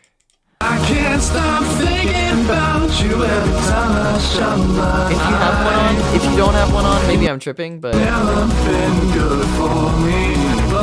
I think you can go a little lower on the wetness and add a different type of processing, like potentially even the same like plugin, but with a different setting to kind of fill it out too much. It feels like the modulator or the effective like modulation. I don't know. If there was a modulation on here, I'm gonna eat a sock or something. But like, if there is an effect here, it's a little bit too hard driven. What else would I say here? I think there's a section where the timing on the vocals might be coming in a little late. If you're not using like, what I always do in vocal editing is I always have this is just a personal preference. I always make sure like every single syllable is correctly aligned to the metronome. If you haven't done that, especially with doubles, I highly recommend using your like stretch markers or another like Melodyne or something, or even cutting. I don't really like using cuts, but some people like to do that, to just make sure all of your vocals are syllabically aligned. Because with those doubles, if there's any like left and right and they're like mismatched in any way, it can get really confusing. Or you can hear it and it feels a little bit like messy sometimes, and it's not great to the listening experience in my experience. What you can also do, since you have a main left and right, you can take out the main and only have the left right, so you have nothing coming down the center and you just have the sides. That's also an option you can do there. So in FL, you have Sound Goodizer on. Oh, Sound Goodizer is kind of like OTT. Actually, it's like the same concept. I don't know if it's the Sound Goodizer. It might just be the effect of the doubles not quite being in sync. And yeah, if you can get some kind of doubler plugin, you can try that. Do I ever use mid-side EQ? Kind of. A great question also, which ties into this. So for those who don't know, mid-side EQ is like when you can split your channels between like what's on the sides and what's on the center, and you can like potentially just EQ out the side, like EQ out the like the high range of vocals that are sitting on the side, or like if you put it on like a bus where there's like a bunch of things going through, you can just EQ out like the highs of like whatever's underneath that on the sides, and like have it come through the center, or vice versa. So it allows you to play with your stereo image a little bit more. More what I do is I use kind of like multi-band compression. I have a plugin I like to use called Track Spacer. You'll see it here on my reverb and delay.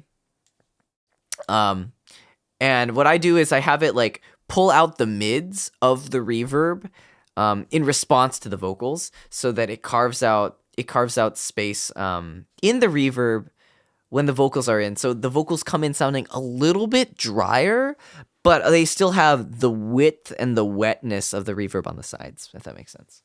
Also, Mishfro, hello, welcome in. Hello. Thanks for stopping by. But yeah, Track Spacer, not too much of an investment, but I highly recommend it. It's really annoying to replicate what this plugin does on your own. It's doable, but Track Spacer does it really well with a lot of like capabilities. For example, I'm taking out 50% of the signal in the middle versus the sides is getting yoinked from the reverb. Yeah, it's like a surgical sidechain. Exactly. This plugin is awesome. Track Spacer is something I would use on Super Dark Aqua's mix here. I would use it. I would saturate it. I would put in a lot of reverb, and then I would use this to pull out the center of the reverb, so you have your reverb really just feeling like it's full on the sides in response to the vocals. But that center stays nice and clear, in my opinion. Also, if you turned up the reverb a lot at the chorus for this wider section, I think maybe instead of turning it up, maybe trying to mess around with like modulation and doubler effects too, to kind of bring out that effect sound. Because reverb is great for glue, but if you try to use it too much as an effect, delay is a little bit different, but reverb, if you try and use it too much of an effect, it can really quickly muddy up things in ways you don't want it to. Delay is a little bit more flexible in my experience for kind of working it in the way you want it to. So that's my opinion there. Soothe also, yeah. Soothe is if you guys don't know what Soothe 2 is, I'll just pull it up here. Soothe 2 is an awesome plugin. This thing it's really expensive. I can't recommend it to someone who's a casual mixer. But this thing, basically what it does is it takes out all the harsh. It like somehow like has an algorithm that knows where the harsh frequencies are, and it yoinks them out in like this most transparent and soothing way. Hence the name. Yeah, that's also your experience with delay, Crimso. Yeah, right. Delay is so flexible, isn't it? Like 220. Yeah, yeah. We don't talk about how much I spent on Soothe. But yeah, was I self-taught with mixing? Yes, I was. Well, self-taught, but with mentorship. Like, I didn't take classes, but people did teach me along the way. So, Super Dark Aqua, I hope this answers some of your questions. Feel free to continue asking follow-ups while we have the mix open here, and happy to help answer. But yeah, overall, I would, if you have the funds to try and invest in some plugins, I'd try it out. You can try out demo versions too, of like, my go-tos for this would be Waves Doubler, Isotope Imager. There's a free modulation plugin called Azurite by Distorque. I never know how to say this. Distorque. Let me show what this does.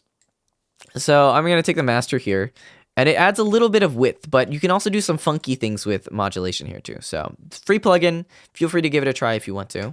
It's at like 7%. Let's crank it. Makes it all like robotic.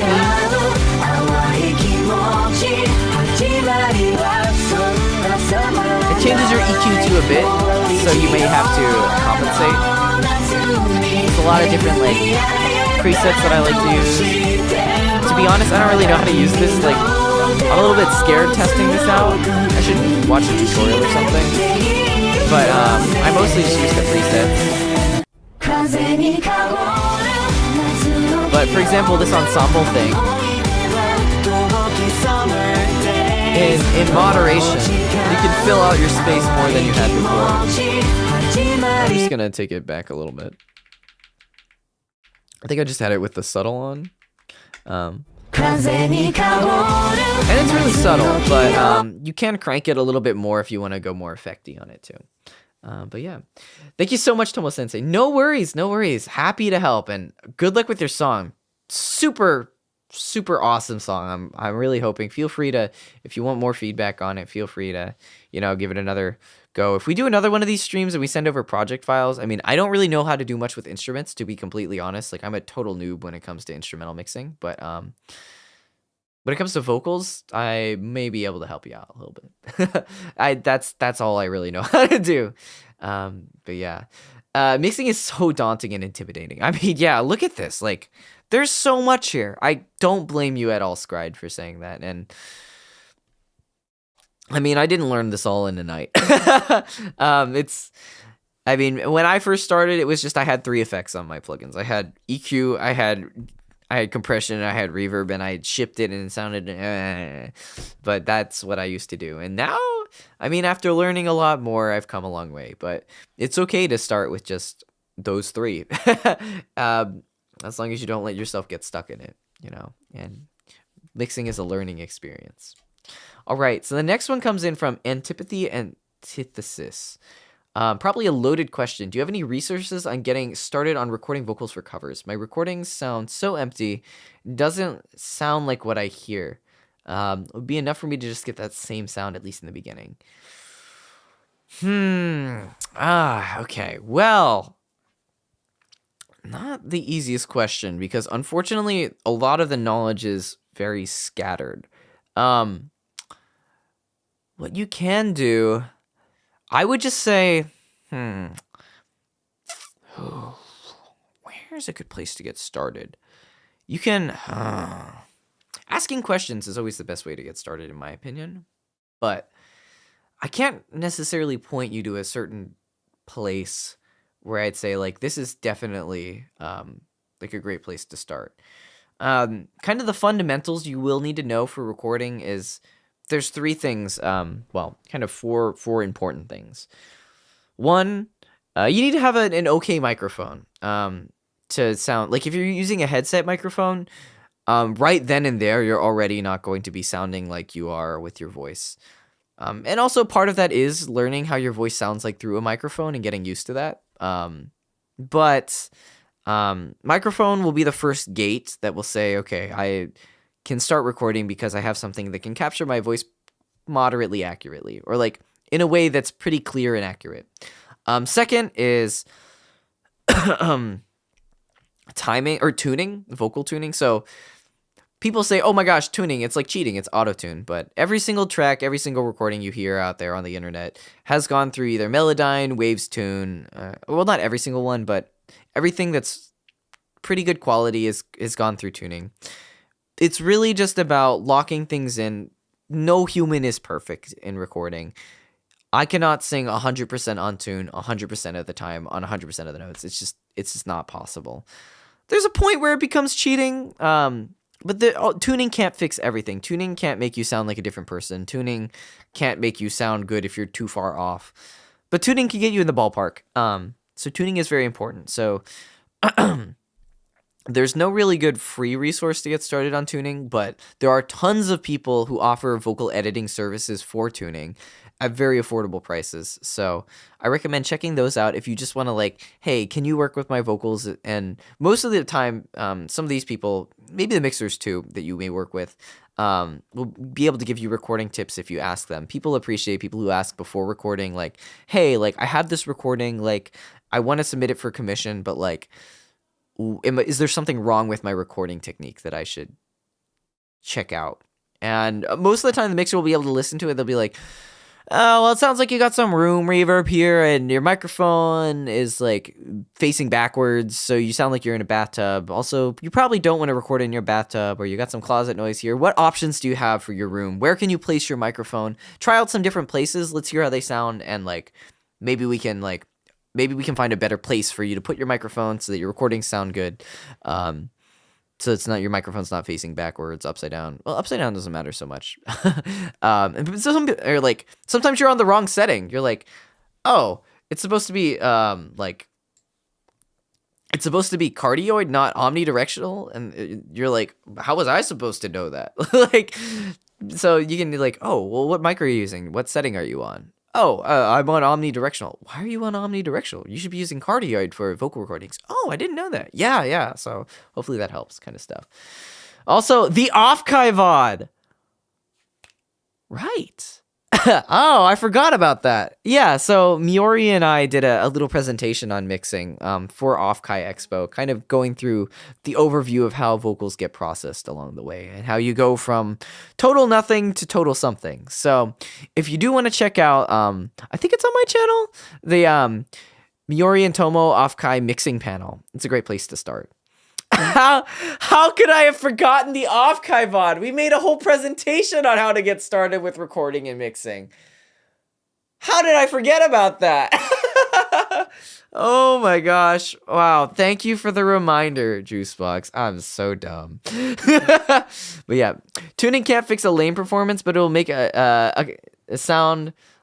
But it'll make like it sound like a lame performance, but in tune. Yeah, it'll also take a performance that was near perfect and make it perfect. You know, Tomo for gore count.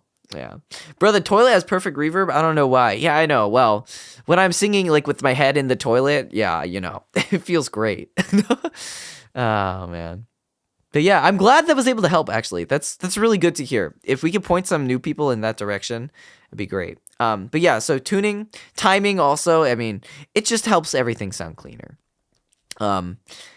It gets all kind of the nitty gritty out of the way. If you're a beginning vocalist, there's no way you're going to be able to sing perfectly in tune and in time. But if you're close enough, you can get better with that stuff as you record more and more. So don't be too hard on yourself. And mixing is the final piece of the four. Mixing will take you to the next step. I mean, you don't have to be a god mixer right away. There's plenty of people, if you have funds, spare funds around, that you can commission, but I understand not everyone's in the position to do that. So yeah.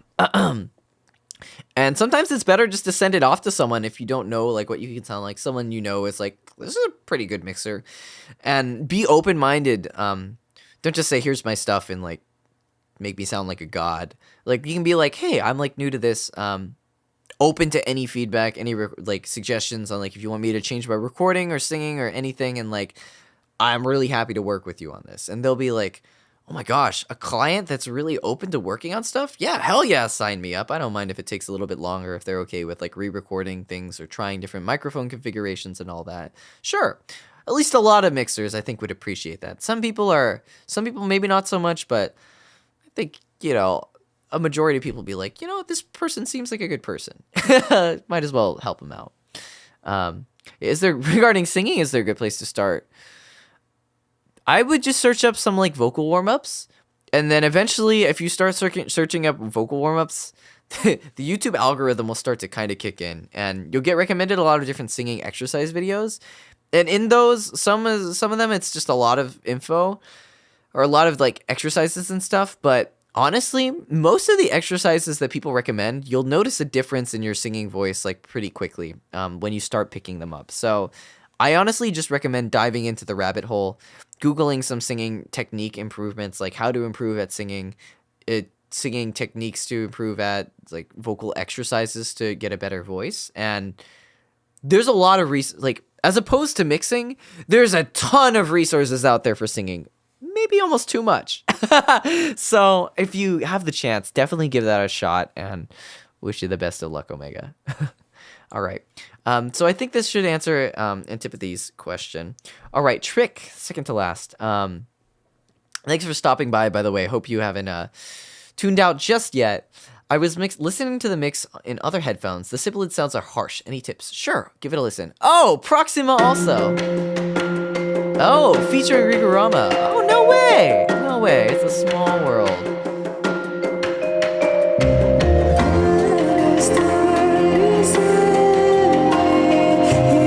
Oh my gosh, is that you singing? Is that you singing? That's incredible.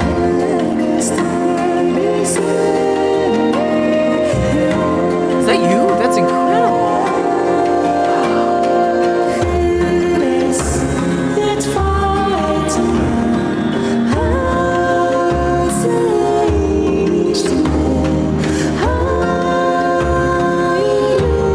Sounds really good.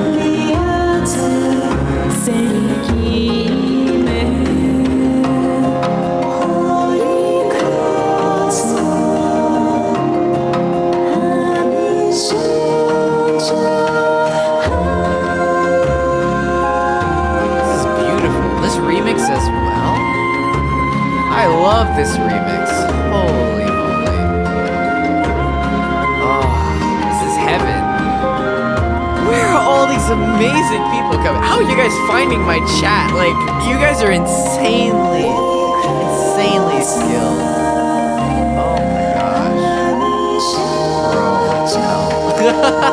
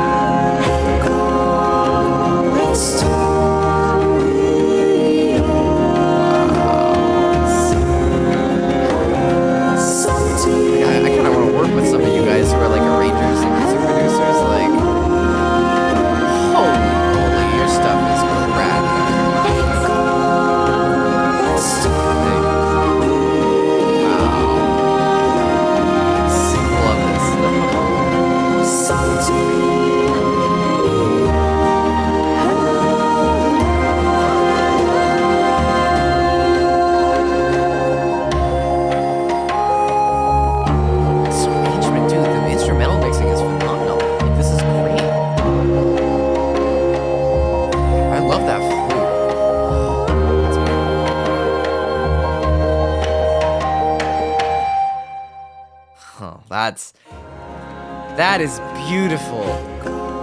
That is beautiful, guys. Oh my gosh. Incredible work. Incredible work. As for the question, the sibilant sounds, I hear it. Yeah, I definitely hear it. Do you have a de-esser, first of all? And I say this because what I do, I'm hearing two things. I'm hearing the de-esser trigger the reverb, or the S's trigger the reverb. So one thing you can do, I recommend putting your de-esser on higher in the vocal chain before the vocals hit reverb. So those S's aren't going to be as sharp. They're not going to trigger the reverb. The other thing you can do is still have them in there if you want that S sound, but you could use a sidechain or a multiband to bring down that S sound, the highs of the reverb. So basically when like the S's trigger the reverb, you have the sidechain kick in too, and you say, okay, pushing down the high frequency where the S's are on the reverb so that part doesn't stick out as much. You still hear the S come through, but the S will sound more dry, and the reverb itself won't freak out and say, oh my god, there's stuff, we have to create more sound here. It's just kind of gonna do its thing. The other thing you could do is just not sidechain it. It's a little bit less surgical, but you could just say, okay, every time the multiband compress, every time like the S's trigger the reverb, we know it goes above this volume threshold for the highs, so we're just going to have like this frequency range duck by a certain ratio whenever the volume in that section goes past it. So there's your other options for reducing sibilance. Personally, what I do for de-essing is, well, usually I don't have it too strong going in, but I think that's because I am using spiff. I use spiff very early in my vocal chain. And I also typically use saturation to bring up the S's more than I use EQ, which kind of doesn't or I use saturation to bring up the highs more than I use EQ, which is like when you use EQ, it brings up everything in the high range when you're trying to make something brighter. So when you use saturation instead, it's like you can bring the brightness in without bringing up the S's as well. You'll see on my vocal master, the first thing I actually have is a de-esser though. Also, welcome in, Reese. Thanks for stopping by. No worries, no worries.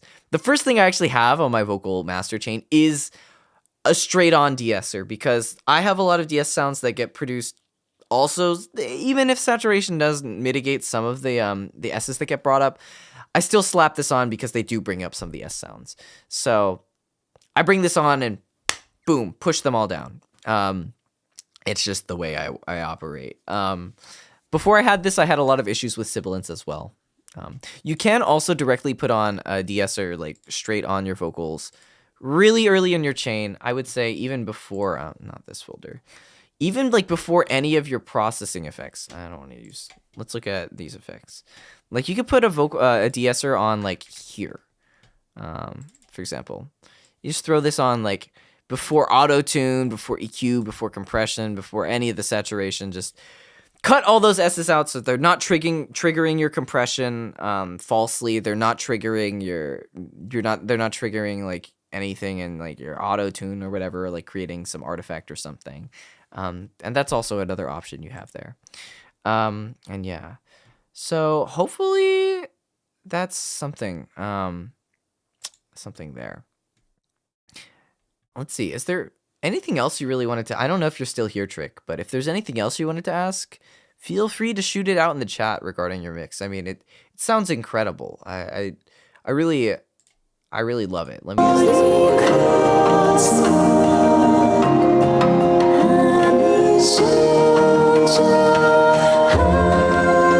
I don't want to give critique on anything else that hasn't been asked for. So if the sibilant sounds is the main thing you're looking at, definitely, yeah, try out a de-esser or a multiband compressor or dynamic EQ also. Dynamic EQ, a little bit more transparent. You might not be able to cut out as much of the S's with dynamic EQ, but definitely give it a go before your reverb and see if maybe some of those sidechaining tricks can also help you out. All right. Looks like they're all quiet on the Western Front there, so we're going to move on to the next one. From Crimso, what should I do to reduce room noise in my vocal recordings? Also advice on how to make my vocals more consistent word to word. Thank you. Sure, let's give it a look-see. And as I close my eyes, I feel the warmth emanating from your shine. The memories take a hold of me as I trace the line you drew as you fell from the sky. Oh my god! Oh my god! Your vocals insane. You guys are such great voices. Someone much energy. So much energy. Wow. Wait, you wrote this song? For guitar too? Down a murky, gloomy path is where I spent most of my time. Sight of you falling from orbit. These was drums the are so highlight clean. of my life. I started chasing You guys are so talented, so skilled. What the hell? Dude, you're cracked. And I knew of no source of light. I still recall the glow. It was blinding yet was embracing me with the heat the sun could only hope to match. The feeling sets into my skin for all eternity. This is sick. That's love is what I almost fear. And as I close my eyes, I the feel chill, warm, the needing yeah, from your from shine. Crimson. Your light is Yeah, I did away that. from me, up in the As sky, someone who and has, like, you feel the most bright. no musical, like, Very dim, my mouth can see the I can't play guitar for the life of me. I can't, like, smack a drum like this, like, here with me. sick.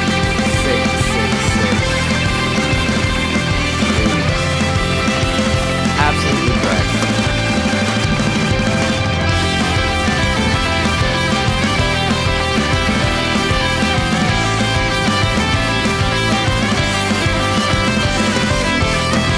Every night Love that I would come running to the place reserved for us. I'd see them basking you till morning, and the dawn told us to fall. Ooh, those harmonies. Love that. Yeah, these drums are really crisp. Giving away the ghost of my insecurities. But stars are meant to shine far away from here, up above the sky, lighting up the world and not just my own side. A single tear. Program that. Sick. Oh my god. I may hit you up from some arranges if I need something. Your work is insane. I just started to say, no worries, totally understand. I know you're watching me as you follow your own destiny. I'll make you proud, I promise I'll be through without you. Yeah, oh my gosh. I was nowhere near expecting the sheer level of, like, skill from all these people. Wow. You guys are so cool. I gaze up on the sea of stars above as I look for you tonight. The time has come and gone since the day we wait for the dawn of me. Though we are distant, we're connected by the night we share. Please listen to this selfish wish of mine. Oh, shit! Oh, shit! Oh my god. Until the end of time, keep shining as the brightest star alive, surpassing the moon, the sun, and every cluster of stars from humankind. That's the way you look to me from the first time I laid my eyes on the glistening spot of what I wouldn't do just to see that one more time. You chased away the demons hiding in the dark of me. The joy you bring, I will remember for as long as I breathe. Forever grateful, my heart is stargazing endlessly. So please, no matter what, don't lose your shine. Fantastic. And as the world keeps on turning, bringing the dawn as you are leaving, I want to take a chance and thank you one last time. Oh my gosh.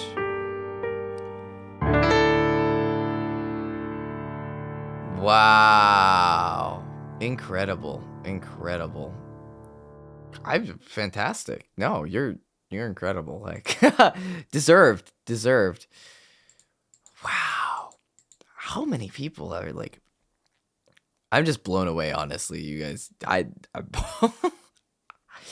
This could have been a music listening to stream and I'd be like, let's show off how cool like our viewers are. Like, it could have just been that. Like, wow. So cool. So, all right, when you say vocals more consistent word to word, you mean in the mixing stage for vocals, I'm guessing. Also, the room noise and vocal recordings. The first question I have for vocal recordings is where is the root cause of your noise? Is it coming from like is there like a fan running in the background? Is your mic very sensitive? Like are you using a condenser or a dynamic? If so, also, these are actually already, well, some of these are public on YouTube. So, for example, Dark Aquas, or not Dark Aquas. Wait, is yours public? I can't remember. Crimzo's is already, I'm gonna share it. I'll share it. So Crimzo's original song is already on YouTube. So Crimzo, I'll share it here, if that's okay with you, actually. Oh, room reverb. Okay, got it. So Crimzo is here. And then Trix is also live already. So Trix Proxima is here. Trick. And then we have Iman's Proxima is also public. So Iman. Here you go. So please go check them out. Very, very, very cool people. Oh my gosh, you guys are awesome. Awesome. Wow. Deserve the views. Please go check them out. So without further ado, reducing room reverb. Room reverb is tricky. The first thing you can do is mic positioning in your room. If you're recording, actually, maybe I should just ask, what is your recording setup? Is your mic just kind of sitting in the middle of the room? Do you have hardwood floors, walls? How big is your room? Because the size will have an impact on your room. The size of your room, the flooring. If you have more reflective surfaces, that'll bring in more room reverb. If your mic is in like a corner, you get reflection off of the corners of the walls surrounding it, and that will bring a lot into there too. Another thing, I feel like I do need to ask this, because sometimes people don't know about this. I mean, you might already know about this, and that's totally fine. But if you're using like external third-party plugins, especially like Waves plugins, do you have the analog switch on? Because if the analog is on, you'll be creating ground noise. So you always want your analog to 0. But you might already know that, but just in case you don't have it, yeah. All right, so room is relatively small. The wall behind me is empty. It's just my mic into my desk. Got it. Neumann. Sheesh, Neumann. Neumann KMS 105. Sheesh. Okay, that's super cardioid. Oh, it's a handheld. Oh, I've actually, I don't know too much about this, but, oh, it's a stage mic. Let me read a little bit about this. Quality handheld, shock mounted, super cardioid. Oh, it's primarily for live performances. Huh. Oh, no foam is used in the basket, thus eliminating any clouding or muffling. Oh, no way. Ready to step in the hands of Norman's handhelds. Oh, interesting. That's really cool. Handheld condenser. Oh, it's the mic Muse uses for live. Wow, that's sick. Okay. I don't know too much about this one. My first instinct is to think, well, is your no, I'm sure you have your phantom power on. Yeah, this one looks like it requires phantom power. A handheld condenser. So if it's not a dynamic, then it's less directional, but interesting. If you have it handled, you can kind of control your distance really well too. Mainly do live sound. Okay. Oh, that makes a lot of sense if you're primarily using live sound. I think yeah. Do you have, this might be a dumb question, do you have like those like cheap Amazon foam panels up in your room? I have them up. It's debatable really how much reverb suppression they've done, but if your room reverb is horrible, and you have an SM7B or can afford an SM7B, that's the mic switch I'd recommend.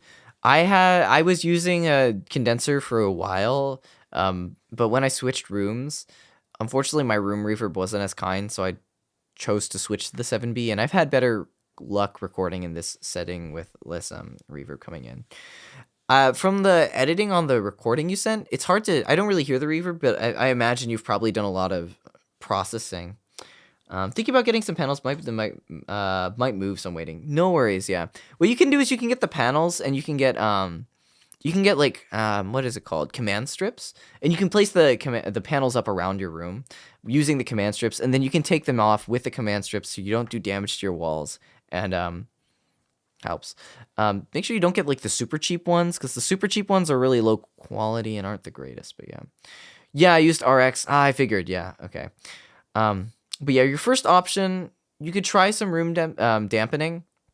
Especially if you're moving, you might not even need like a dynamic for that.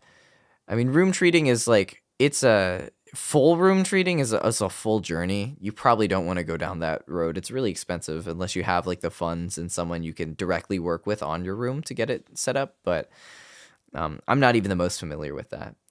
Welcome in, Lius. I don't know how to say that, but welcome in. Hello. And yeah, the other option is, dynamic will really help, really help cut out any of that noise. You're just basically going to get the bare bones of your voice coming in. And the 7B, I mean, it's what Charlie Puth used to record Light Switch, I believe. So, I mean, it's a professional quality mic. I mean, people use this in recordings as well. So it functions just as well. Liu. Oh, okay. Nice. Welcome in. But yeah, so feel free to, I don't know, if you can give those a go, whichever option is more budget friendly and systemly affordable. Yeah, it depends on the room. Definitely, like some things are better for others. Definitely, like, yeah, dynamics if you have a serious noise problem. But if you can fix the root cause of the noise problem, you don't need the dynamic. Yeah, 100% agree with Juicebox there. But yeah, the other thing when it comes to consistency of your vocals, can I ask what tuning program you're using? Are you using Waves Tune? Something about this, or like Flex Tune? Something about this screams Flex or Waves Tune and not Melodyne based on the tuning? Really? So it is Melodyne. Oh, interesting. I wonder if it sounds the way it does through because of the RX that's needed to put on for the room reverb. Or so if you can fix your room reverb, yeah, go get a condenser. Yeah, exactly. Yeah. If you don't have issues with your room reverb or sound, or you can go for a more sensitive mic basically. If you have issues with your surroundings a little bit, go for a less sensitive mic, like a dynamic. Yeah. Interesting, Melodyne. Are you using the squiggly boy tool or the pointy boy tool? You know what I mean? Like the hard tuning tool or the kind of the evening out tool. I feel like the tuning is a little hard, and it's introducing some artifacting in. But I also think compression is like, to answer straight up the question about consistent word to word, compression. And on this song, you want a faster attack on your compressor. I'd say somewhere like, for example, if you have Pro C, if I were mixing this, like Pro C would be the go-to immediately for this song, for me.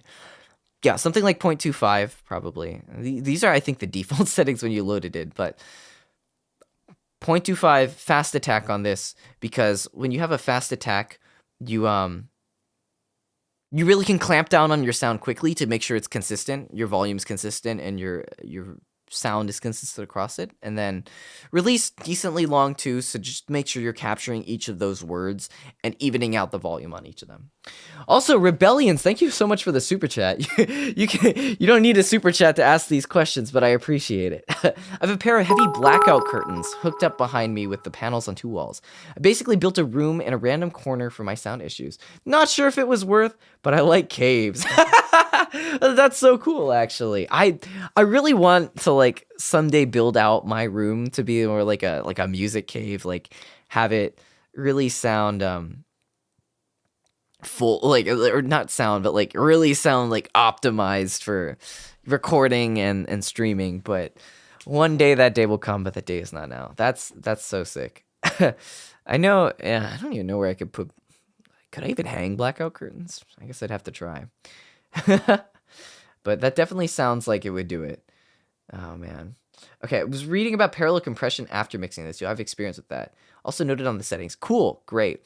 And yeah, I would even use maybe a second compressor if you're feeling you're not getting enough consistency. Try it. You can either use the same compressor on different settings. Like after you have your initial clamp down compressor, you can have like a second one that adds more character in. Like for example, this one's fast attack, slow release. So there's a lot of compression going on to the vocals. And then for this one, slower attack, medium release. And this one's taking like that character that's already compressed and just kind of adding some more oomph to it.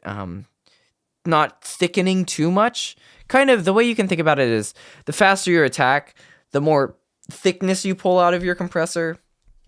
The slower attack, the more like, I guess, transparent character you get out of it while still bringing in some of the dynamics.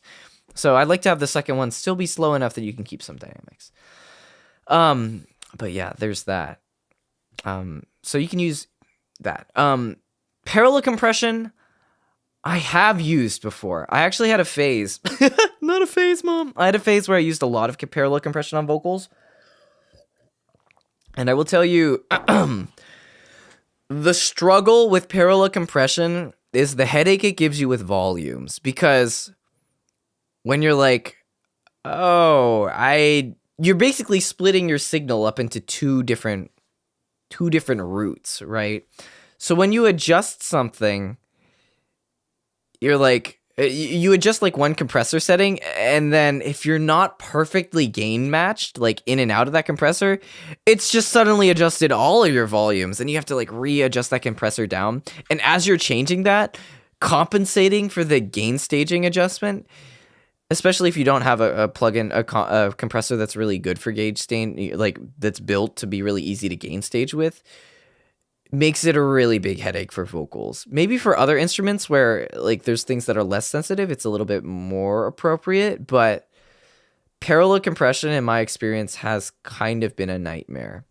What I like to do sometimes, kind of as an alternative to that, if I want to have some of the character of a compressor in without the full sound, I'll put it in serial in the chain, but I'll take the wetness here. All different DAWs should have different places where you can tweak the wetness. I'll say, okay, I like the character, but I only want 50% of it to come through.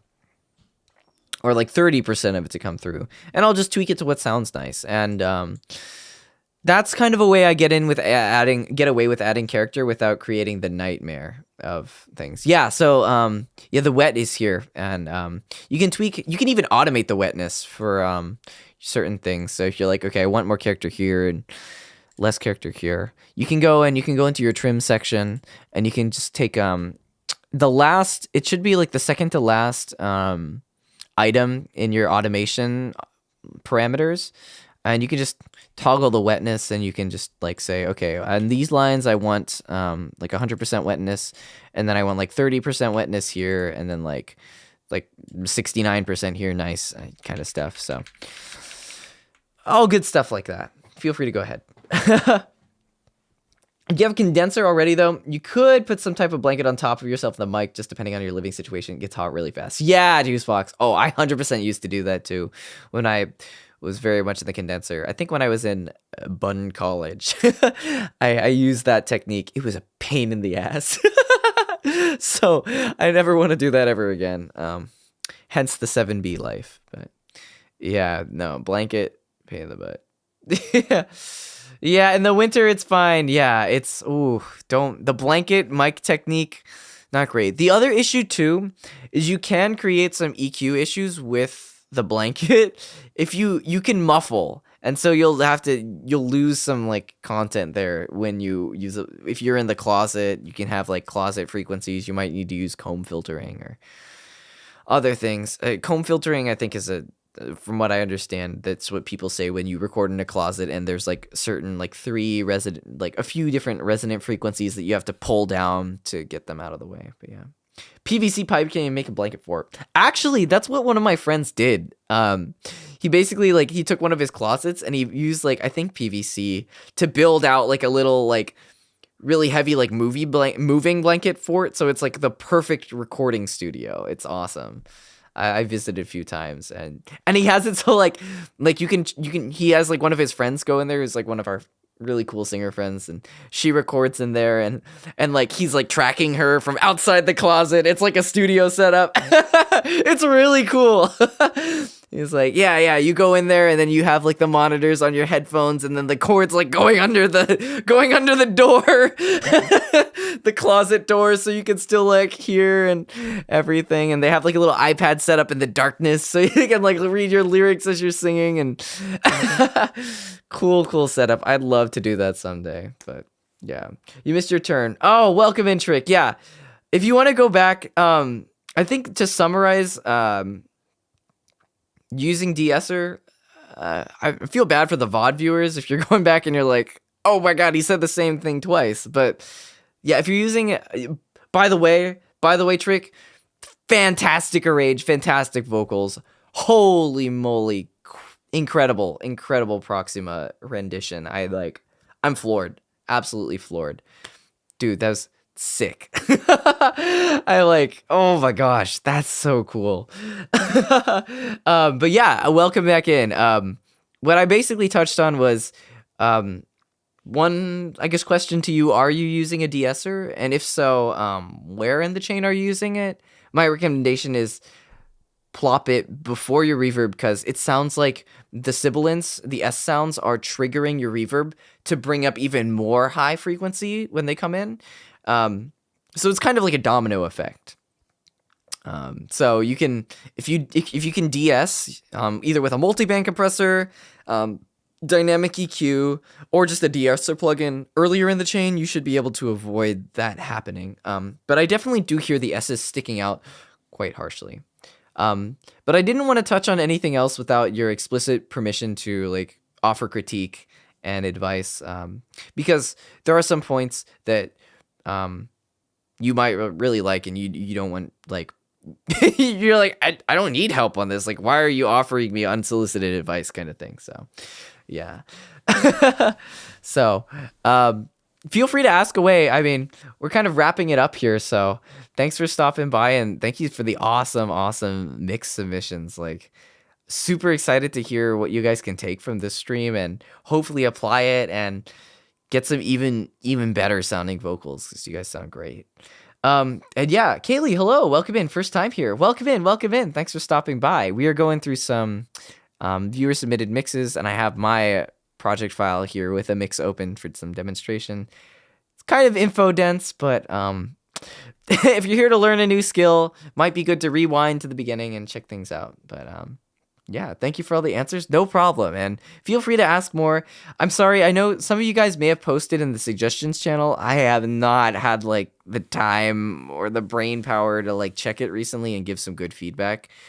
And plus, I think it is a little easier to like talk through it on stream. Like, there's only so much you can type out in text with both conveying like the context, conveying like the right, like, I'm not saying you suck. I'm saying like, wait, like maybe you could give this a try, kind of thing. So there's a lot. So hopefully we can continue with this format in the future. I'd love to get my hands on like some of the mix files that people want to send in and see if I can give my go and be like, hand it to Tomo, and Tomo's like, I can't, like, it's like, okay, and then I like try something on it and I make it infinitely worse, and it's like, okay, this sucks. This guy's a total fraud or whatever.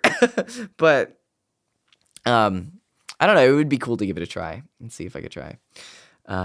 And hopefully could give some feedback on things like what to do, what not to do, and stuff. But yeah. So I think we'll if there's no more last minute burning questions people have, we can end it here. And I'll see you guys tomorrow morning for some Minecraft. Very different from what we're doing today. I love doing mixing streams. I feel like I really get to talk about, I get to be myself a little bit more, you know. When you're playing games, you kind of turn on the entertainer mode a little bit. You don't get to explain things as much.